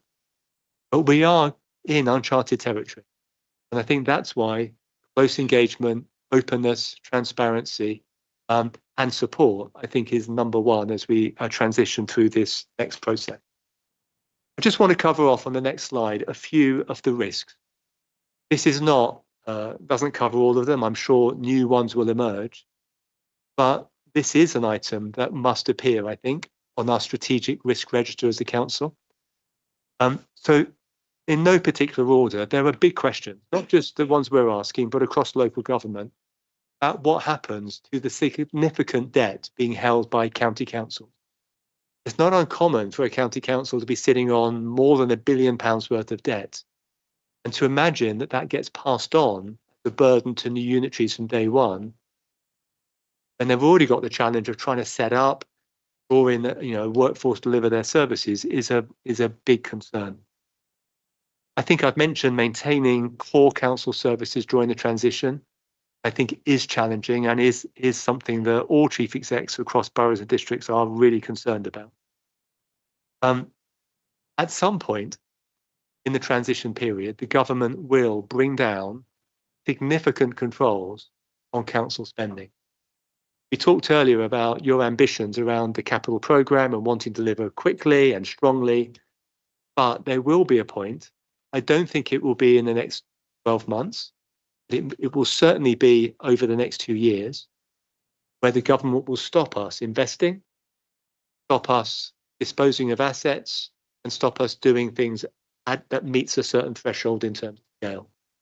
We don't know when that date is, but there's certainly an incentive to be very focused on what your priorities are and to deliver them as quickly as possible while we wait for that to happen. I think I've already mentioned staff concerns around the scale of the change, particularly for staff who have committed themselves to work in Tunbridge and Malling for the whole of their career. Easy for me, who've worked in a number of councils over many years, to feel confident that one can transition between organisations, but if you've never done it before, it is a really scary prospect. We will do our best to support our staff with the skills and flexibility to build confidence around their ability to thrive and do well in a new structure. It is also going to be much more difficult to recruit staff in this transition period. Imagine going to the market, we have a job to fill. The first thing a member of staff who's thinking about applying is, well, how long have I got a job if I apply for this council? So I think the focus, Anita, you've been very focused on reducing our dependence on agency staff and consultants. Very much I see that risk growing over the transition period. We will do our best to retain our staff. We'll do our best to recruit, but inevitably that task becomes significantly harder. It is even more important, and this is not a new agenda for us, but even more important to look around us, our neighbours, and when we make decisions, to think about what that might mean for our connectivity with our neighbours. Whether that's decisions around software platforms, because it certainly won't help a new unitary if we're all on different software platforms at the date when they are incepted, but also looking at our policies and our practice to ensure that we give the new unitaries the best possible chance of success by not burdening them with so much complexity to unpick in their early months of operation. It's also going to be important in a council that is incredibly lean, that spends its money very, very carefully, to make sure that we can somehow carve out, while we're delivering strongly for your priorities, enough capacity to manage the change process that we are going to be drawn into. We don't know exactly what that is at this point in time, but we know from looking at councils that have been through this process before us that there is a significant cost and a significant staffing capacity involved in managing our services through the transition process. and that we will need to prepare ourselves for that. And then finally, and I said this is not an exhaustive list, there has to be questions around the government's capacity. This is unprecedented, both in terms of scale and in terms of pace, at least for the last 50 years. Will the government be able to deliver fully on its ambitions? And will some of their timetable and some of their milestones have to slip? And I think realistically, with no particular agenda, I think that has to be a risk that we identify. But undoubtedly, this list will grow over the coming weeks and months, particularly when we find out more details about which councils are in the devolution priority programme. Back to you, Matt. But just to round off, because I'm conscious there's a lot of information there for everyone in the chamber online and any members of the public who are watching on YouTube. But I really wanted to touch on get the right slide up on the key outstanding questions. So number one, big news for the immediate term: which areas will be in the devolution priority programme? That will set the timetable for what comes. We should know by the end of next week, and therefore we can then start to plan accordingly. That will tell us the requirements and the milestones in terms of what we need to do and by when, on the assumption that we're in the devolution priority programme. But even if we're not, we still have milestones to meet and requirements to meet too. Again, these are imposed by the government. The third point: how many unitary authorities will the government agree to across Kent and Medway? It's going to be the government's decision at the end of the day. They will ask for proposals locally. So certainly if we have to have some indicative proposals by March, it's really important that we continue to have really strong collaboration with all of our neighbours, or in fact all of the 12 districts and boroughs across Kent County Council and Medway. Question 4, and this is a big one for me and I'm sure for our finance officers who are here. What happens to Kent County Council's debt, which is significant, and our reserves? Because as we heard earlier, financially, I think we're in a really good place because we've managed our finances so well for, dare I say it, 50 years. So we've done that because we recognise that actually it's really important to provide sound financial management council so we can deliver services to everyone as efficiently as possible across Tunbridge and Morlin. And I feel very uncomfortable personally that we might end up with a local government structure which starts on day one from a position in which it does not have a sound financial footing. Question 5, and this actually relates to council tax, but you could call it for any fee and charge, which is there'll have to be a degree of harmonisation at some point that happens across the new areas, and that could result in some residents paying significantly more council tax than they do at the moment. And question 6 I referred to earlier, for others elected members and the size and population of the new unitary wards, we simply don't know. Again, a key outstanding question. Question 7, the restrictions as we transition. Damien referenced some spending restrictions that are likely to come in place. That'll affect our investments, our income opportunity. It'll affect our capital programme too. When would that happen? What does it look like? At what threshold would it be? Question 8 is something that Housing and Planning will be considering next month. But how would this affect the local plan timetable, and also the fact that the unitary authority, which as we know would have to consist of a number of different authorities, but all of them will be at different stages of their plan making process. What does that mean? What financial support at question 9 is available for the transition period? The government have said that they'll allocate resource if you're in the priority programme, but what is that resource and what does it look like? Question 10, parish councils. We've got a sentence about parish councils full of warm words, but what does it really mean? Statutory services, how do we maintain them, particularly given some of the challenges that Damien. And question 12, I asked this to be put up there because a number of you have actually asked me this, but I think it's a genuine point, which is for most members here, we have other occupations as well as being a councillor, and dare I say it, the basic allowance doesn't quite enable us to do this time job. So actually council meetings taking place in the evening, I think is quite important. Personally, for me, I think it's important for the authority, because that way you're more likely to have a diverse set of councillors, including those who are in employment at the moment. So to boil this down to 7 issues. Number 1, the government are very, very clear about what they want to do to local authorities. We didn't ask for this. No council asked for this. When they asked us about devolution, they didn't mention local government reorganisation, but they've been super clear. Continue to be.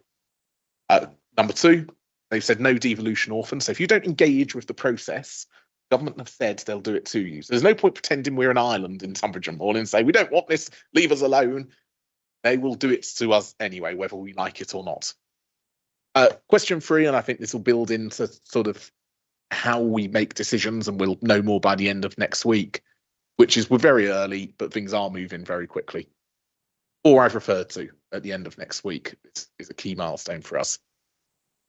That then builds into question 5. Once we know that timetable and those milestones, how can we influence the outcome as best as we possibly can? Question 6 is about uncertainty and minimising that uncertainty so we can focus on delivering services. And critically, question 7, both in relation to staff, as Damien said, but also all the residents across Tunbridge and Morlin. They will not be well served by years of uncertainty and inaction by any of their local authorities. They'll be served well by certainty and by us being able to focus on what we want to deliver for our communities. That's something that we absolutely need to focus on. That's it. Thank you all. I appreciate that there was an awful lot there, but Chair, I suppose, well, I suppose that we are very happy to take any questions.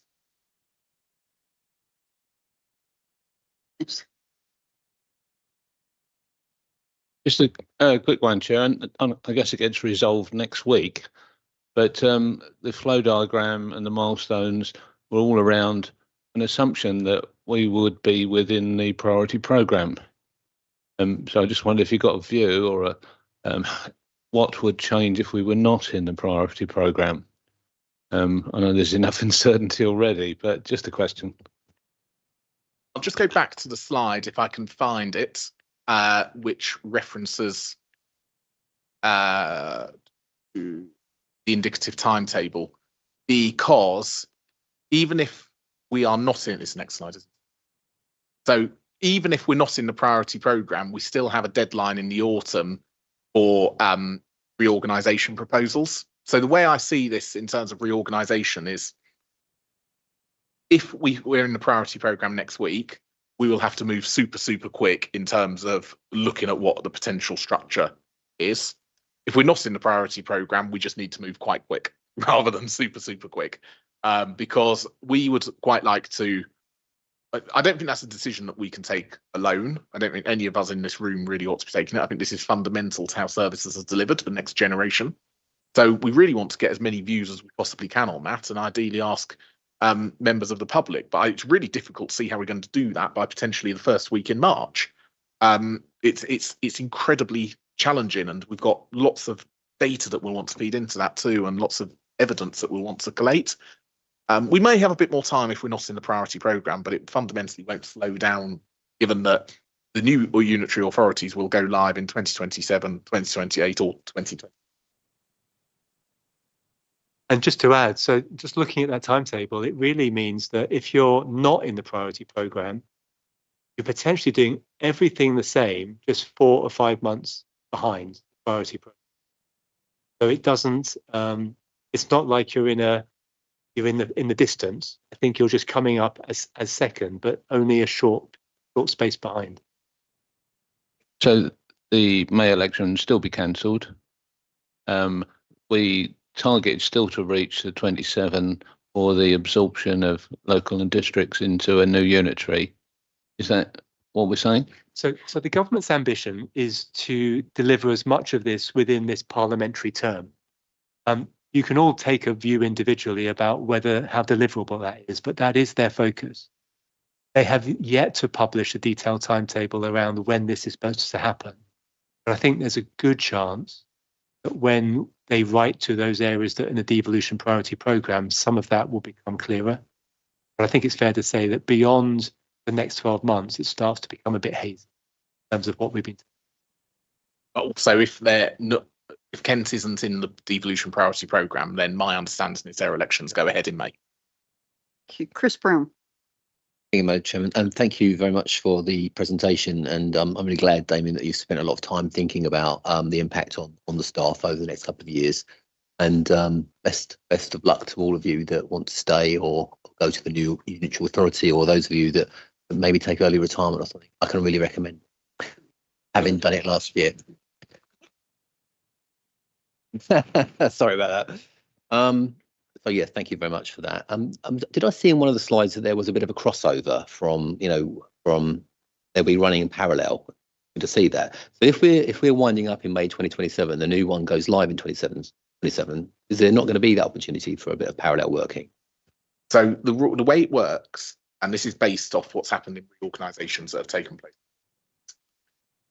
a date will be set, normally the 1st of April, some particular reason, of a particular year in which the new authority will go live. So basically on the 31st of March, Tunbridge and Moorland Borough Council would finish.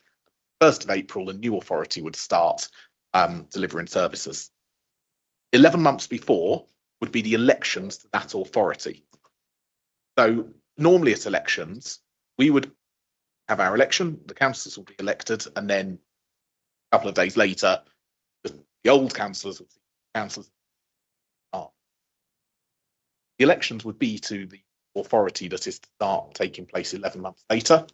Reason for that is so that the newly elected members of the authority can then start, for example, start to get the budget. That then gives basically an 11-month notice period for the county council and the borough council, in essence, wind up its affairs. And so you can have that transition. So you can actually genuinely, one night you go to bed and Tunbridge and Moorland Council exists. Next morning you wake up and a new authority is delivering services. So there is a crossover period of normally of a year, 11 months. Authorities do exist. But one other observation very briefly is just quickly Googled about debt in Kent, and it's on Kent Online, so I can't verify these figures. But obviously we are have zero debt, which is good, along with Tunbridge Wells and Swale. But some of these authorities have got significant amounts of debt. So I think we want to be proactive about who we end up jumping into bed with, really, because some of them are quite shocking. So yeah, congratulations really to our finance people for maintaining an even keel for so long. And yeah, very interesting. Thank you. Paul Hickmott. Yeah, just a small point. Amongst all this confusion, one of the most important things is staff morale. I haven't noticed anything that's talking about protecting people's pension pots, because if people are going to retire, or even if they're going to move to the new authority, it's vital that their pension pots are protected, because a lot of private companies, and we've had many examples, they've misused the money, spent it, and there is no pension pot. Thank you, Chair, and thank you, Councillor Hickmott. It is a really important issue for our staff. Many of our staff decided to work in local government, not just because it was a great job and they get to do wonderful things in the community, but also because of the pension arrangements within local government. Now, there are no proposals as part of these changes to change that arrangement in any way. But obviously, it's something that will be a concern to all staff if the government indicate that they plan to make any. I guess it's fortunate that the pension scheme that operates within this area operates on I think a Kent and Medway scale already.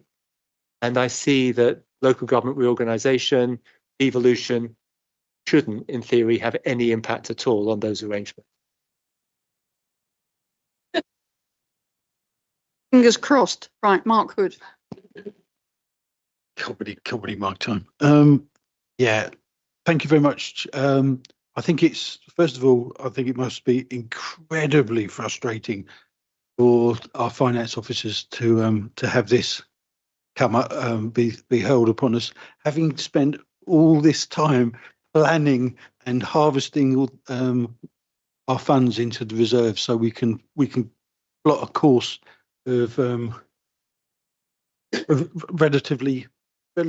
relative safety for the council. For this to happen and the speed of it is quite incredible. Obviously, nobody asked for this.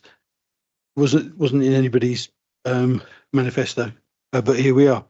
So what what concerns me is that we've been brought to this point, and that the two elected leaders of the councils, the top tier councils, seem to have had no objection to the mayoral element of devolution, and I find that concerning. I find it really concerning that Damien tells us that there's no elected members other than the mayor in the mayoral authority, and they're just going to be appointed from the unitary authorities below. In Manchester, you've got a situation where the mayor he actually appoints an authority, a committee, a cabinet beneath him, and they're all the members, they're all the leaders of the component councils. So it's all about the concentration of power in the hands of very few people, and that isn't devolution. This isn't passing power down to communities. It's exactly the opposite. But the consultation that's been mentioned isn't going to be a consultation on whether we have mayors, because we're all getting mayors whether we want mayors or not. But we've got no idea, have we? We've got no idea what's going to be in the consultation. It's not going to be meaningful because the decision's been made on our behalf. It's really tricky, isn't it? To have those two men, those men, speaking on the behalf of 1.9 million residents of Kent, is quite shocking, really. The fact that and it's all about the fact that government likes to speak to people, doesn't like to speak to groups of people, doesn't like to speak to leaders of 14 councils. It wants to speak to one person. So although I appreciate that we're getting a lot of powers handed down from government, they're going to be handed down to one person essentially. So it's going to be almost like having an elected governor for the whole of Kent, isn't it? But when we talk about the staff, the officers of the councils, there are shortages in a lot of areas of local authorities, really quite stark shortages. So I don't think that there's any cause for panic, because we're going to have a mayoral authority, and that's going to need a lot of officers to take on those extra responsibilities, those extra roles, things like transport, where they're talking about you're going to have transport for Kent. There is huge opportunity here as well. The concentration of power is something that I really detest, because I think if you're going to have a mayor like that, it should be like a situation similar to London, where you have a mayor, but then you have an assembly beneath, and then that should be directly elected so that we can have control. What troubles me is you could get a mayor elected on the wave of populism who isn't really up to the job. That's my biggest fear. I'm hoping that that's not the case. We'll get somebody who's going to be a great leader and is going to be able to get the results that have been delivered elsewhere. But I think that Kent is blessed by having fantastic council officers, and I think that they're going to enable us to make a transition. And I think there are going to be economies of scale, and there's huge potential for us to be in a better place. But the transition is going to be very, very difficult. I mean, I can't imagine what it must have looked like in 1974. But this is going to be huge. Wendy Palmer. Thank you. I think you're just going to say you don't know the answers to this. Is if we're running alongside for 11 months and these good people find a job in the new structure, we're obviously going to start losing people over that 11 months, and you're going to get down to a skeleton staff where you're not going to let them go because you're going to lock them in the building. What happens there? And also contracts like the refuse contract, you're not going to get people wanting to tender because they're not going to know they're going to keep the contract within a few months. What happens then? We've just got to a stage where it's working. We don't want to go back to where we were at the very beginning again. The waste contract's really interesting. I'll let Damien come in and start thoughts in a moment, but on the waste contract, obviously, because we don't know timing yet, we have continued our preparations for the new waste contract with Tunbridge Wells as we would if we were to continue for a full contract cycle. There is precedent and there is experience where contracts have been broken due to local government reorganisation. Do have some detail on how that's achieved, but I think you're right in that it does potentially impact on whether we or how we would look in terms of what comes back were we to go to the market again. The Communities and Environment Scrutiny Select Committee will be looking at this at its meeting in a couple of weeks. Tunbridge Wells Borough Council discussed this earlier this week, and one thing that was noticeable that is that as our waste partners, they're very keen that until we have some sort of clarity around procurement and around spending obligations and that transition period, we should look to continue procuring the waste contract as we would. That's the approach that we've taken so far. Just if I may, Chair, just one thing that Mark had said about the consultation that will come potentially in the next few weeks about the devolution aspect. Of course, it's correct. We are really difficult in how we can feed into this because this is run by government. I find it hard enough, frankly, to get Kent County Council to listen to us and consultation ideas, let alone the government, and let alone a government that is being very prescriptive in how it does things and has made its intent super clear about what it wants the outcome to be. So I think it would be wishful thinking for us to pretend, I don't think anyone is pretending this, that we have any influence whatsoever on what that consultation would look like. It is going to be run by the government. I think we should publish it to our residents and we should do everything we can to get that engagement, but it's going to be very difficult for us to shape it beyond simply as an authority. Cover the staffing. Thank you, Councillor Palmer, for your question. So it is right that this inevitably is a disruptive process. Certainly those councils that have been through this process have definitely found lots of challenges. So what's my view? I think we were all deeply impressed with how local government responded to the challenges of COVID, how we operated with staff having to completely pivot, taking on different roles that they hadn't done before, operating on a completely different basis, operating to completely different rules, and supporting our residents at times that were completely uncharted. So while it's inherently difficult, I won't pretend it isn't, and inherently disruptive, I think our focus will be on flexibility, being as flexible as we can, making sure that we're clear about what your priorities are if we have to shift resources around to focus on the statutory functions and also the things that reflect your political priorities. And make sure that we are liaising closely with our neighbouring councils, particularly once we find out what the new geography might be, so that if there are gaps, key gaps in services, that we are supporting each other and sharing the burden so that we can get through this together. Can we get through it? Yes. Will it be difficult? Yes. Will it rely on the commitment and hard work and flexibility of our staff? Yes. I feel very lucky that we have such a good workforce. But I think we will get through it. And if staff do leave to join the new strategic authority, I will be wishing them well. I would love them to stay and get a job in the new unitary, but I completely understand that our staff have to face difficult choices. And if some of them feel that their future is with the strategic authority, then they will certainly have my blessing. Give it on, Rob. A few words I'd like to say. First of all, I think it's really important to have a good liaison with the adjoining authorities, which to my mind are Sevenoaks, Tunbridge Wells, and Maidstone. As you know, I was here 50 years ago when this was done before, when Balding Rural District Council, Tunbridge Urban District Council, and PCC was changed to and Tunbridge Rural District Council. And one of the things was there was a lot of cooperation about that. And indeed, it was out of that cooperation that these offices were obtained. And I remember a lot about that.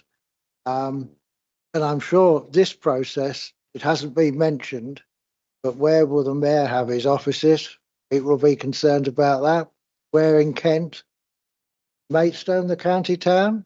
Canterbury, perhaps? And also, where will the unitaries have their offices? Will they keep the existing offices and then amalgamate them in some central point? And where will the members meet?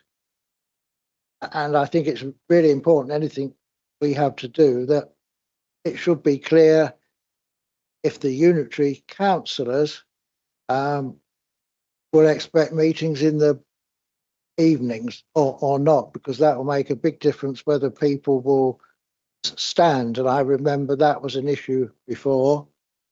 Actually, Morning RDC met in the afternoons, and KCC has now met during the daytimes. But it was a big thing that this council and most councils met in the evening. So I think that's really important.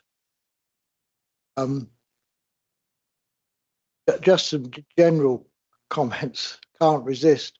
I doubt whether it'll turn out to be cheaper. If you went back to 1974 and compared with that council, it wasn't the council tax, it was the rates, and what people get charged now, even taking into account inflation and the value of money, what we have now, in my opinion, costs more. And there will be a lot of disruption in the period where all this is happening. And I do think that the timing of all this is going to be difficult politically. No one's mentioned that, but this was not in the Labour manifesto. And it's been, in my opinion, rushed through compared with previous reorganisations, particularly 74. And the cancellation of the elections, which hasn't been mentioned, I'm sure you all read, is very, very controversial, politically controversial. And it's given another handle for Nigel Farage to beat the government with. You've only got to look at the opinion polls. I think come May, might have got rid of the elections in Kent and other places, but they're likely to lose seats in those elections, and that may well destabilise them as a government. I think they're already destabilised because they're looking for growth, and some of this is about growth, coupled with let's have standard planning committees everywhere, coupled with let's tell all the environmental organisations not to object and, you know, just run the bulldozers over the newts and all of that. Let's build Heathrow and the airports without any consultation. And I'm sure that's what's behind all of this. And I don't think any of that will work. And I say to the staff, my recollection is most of the staff in the past did obtain jobs in the successor authorities. Although it's true some senior officers took the chance and retired. Some, of course, had to go off and work for Southern Water because we lost the sewerage function. And now, just finish on that, I don't believe this is devolution at all. I think that it'd be devolution provided you do what the government tells the mayor to do. And if the mayor goes against government policy, well, he won't be able to do it.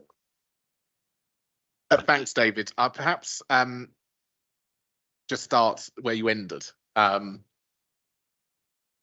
think we've got to be really quite careful about this, because I'm conscious that in my role, I'm representing the council, I'm representing the residents of the borough, and I've got to be confident throughout that actually, whenever I go and speak to our neighbouring authorities, I'll come back on to that in a moment, I've got to understand sort of what the priorities of this council are, and when this council's priorities are set by full council the day, regardless of my personal view. So you'll notice I've been sort of quite careful not to inject my own personal view into this, albeit like you, I have some very strong views about what has been put forward. I'll briefly go into them, which is, you're right, this is a manifesto. This isn't what the government promised in the summer. I think it's highly disingenuous, and I think it's unnecessary. But at the end of the day, I've also got to work to secure the best outcome going forward. I'm going to part the elections debate because I always say if we were in the position that Kent were in, wouldn't really like Kent opining about our elections very much. So I'm not going to tell them what they should do with their elections. And ultimately, there's political risk for anyone who stands for a political party at elections. Don't think we should simply say, well, Reform might win some council seats or Reform might win a mayoralty. That's not a reason not to have elections or to cancel elections. If people of Kent want to vote for Reform, then they will vote for Reform and there will be Reform councillors at the end of the day. And that's, I just think, something to be aware of. There were two really important things that you said, so just parking my personal opinions now, that we've really got to focus on. The first is practical issues. When does the council meet? What happens to buildings? Where would the base of the council really be? And these are quite central to my mind because they build into the staffing points that we've spoken a lot about. I'm going to make the working assumption, and I don't know this is the case, and there's a number of officers here who can think about it in their personal circumstance, but one of the reasons that you work for Tunbridge and Malling Borough Council is because you either live in Tunbridge and Malling or near Tunbridge and Malling. You certainly care about the place and you want to make the community even better. So I want the new geography to reflect that desire too, because it's a really important desire. It explains why we stand for elections, serve the community, while people want to choose in local governments. And I really can't emphasise enough my own thanks really to the way that every single officer has dealt with this great uncertainty that was thrown at them by the government a month ago, and there isn't anyone whose performance has waned in any way at all, and it's really meeting the high standards that we'd expect of our officers, and I think they've done an absolutely tremendous job. And if all the management team who are here could kind of relay that, and I hope I speak on our behalf in saying that'd be superb. But you're right, we do have to look beyond our boundaries, and we do have to look to what the future might look like. And clearly we can't be a devolution orphan or in the island of Tunbridge and Malling, and we're going to have to work very collaboratively and working with our near neighbours, including the three councils that you mentioned and across Kent. Over the last month, it's ramped up, but this started long before. We've been working very, very well in terms of understanding what one another are doing, understanding the priorities for each authority, tackling issues, because there are issues that we don't have that other authorities have, and there are issues that we have that some of our neighbours don't have. So we referred earlier in the meeting to Tunbridge not having a parish council. Sevenoaks don't have that problem because they're fully parished. Tunbridge Wells is predominantly non-parished. So between the three authorities who are all next to each other, we're all at very different stages. And actually, how we tackle that question, I think, is really important. Another example of this is how you would look towards the building blocks of the tree authority. So districts are used as building blocks, the government say, but they have said they will be interested if you can get a proposal that meets the criteria and potentially results in split. Now, my view, and I hope to speak on behalf of council, is we don't really want to make this very quick process anymore. Therefore, using districts as a building block, absolutely do. But there are some alternatives that are being pushed on me by others, which would result in the splitting of Tunbridge and Malling. So, for example, some people have said to me, actually, why don't we look at some of the health geography? Because, of course, government have said sensitive geography. Well, that would involve the very northernmost part of Tunbridge and Malling being in a different authority to the rest of Tunbridge and Malling. Walderslade, Bluebell Hill, parts of Aylesford. That involves splitting Aylesford parish. The government don't say anything, as we know, about parish and town council. Then we have to get involved in, does Aylesford parish need to be split up? Now, so I'm sure everyone here, I've flatly rejected this because I think I would say that there's no desire from Aylesford parish to split, and I see Colin nodding at that point. But there are consequences to absolutely everything we do that go across and beyond these borough boundaries. So I think it's incredibly important that we continue that really close collaboration. It happens on an officer level too. And just yesterday, there was a meeting of Kent leaders and Kent chief executives in which we're doing a lot of this. We were working and looking at the design principles by which we would tackle local government reorganisation. And the reason that we did that was because we could be in a position at the end of the week in which we very quickly. But if we need to move very quickly, we need to understand what's our starting point, really. And even if we don't have to move quickly, we still need to understand what the starting point is, because the government have told us to do this. So it's requiring a lot of work. It's requiring a lot of resource, but provided that it continues in a respectful way. And the authorities you mentioned, they're all different administrations, political administrations. There's majority control, minority control, coalitions, partnerships, leaders from Conservative, Labour, Liberal, Green, Independent leaders. So everyone's been able to come together really well. It doesn't mean we agree on everything. And something we've all been very clear about is that we need to obviously secure the agreement of all our councils collectively, as in full council, in order to make sure that we're reflecting what's best for the area and what's best for the council. So what I would say to anyone here and members online and members who might be tuning in, which is, if you have any thoughts on the process, please do let me know. Because I just need to be, and the group leader's done a very good job at this so far, I just need to be very cognizant of the fact that this is happening at such pace that I need to hear your thoughts continuously at this process. Yeah, I think that wraps it up really well, but Dennis is going to come in briefly. This is brief. I just wanted to sum up, if I may, because I wanted to take the opportunity to agree with Mark and David. I do think I am quite disappointed with the nimbleness in which some of our council colleagues have jumped in line and jumped for this. I don't think it has much to do with democracy or basically devolution, really. It's about something else. But it is what it is. What I think, well, my observation is we've got a really first-class bunch of council officers. We've got dedicated councillors. We're going to have to be nimble, adaptive, and we're going to have to basically be collaborative over the next couple of years, because I just think that our priorities are changing by the day, and we're going to have to decide what the art of the possible actually is and work together and just get through it, really. And as you say, we just don't know the answers yet, but as we do, we'll deal with them. So thank you. Thank you. I'm going to wrap it up now, and there are no urgent items, and I declare the meeting closed at 10:34.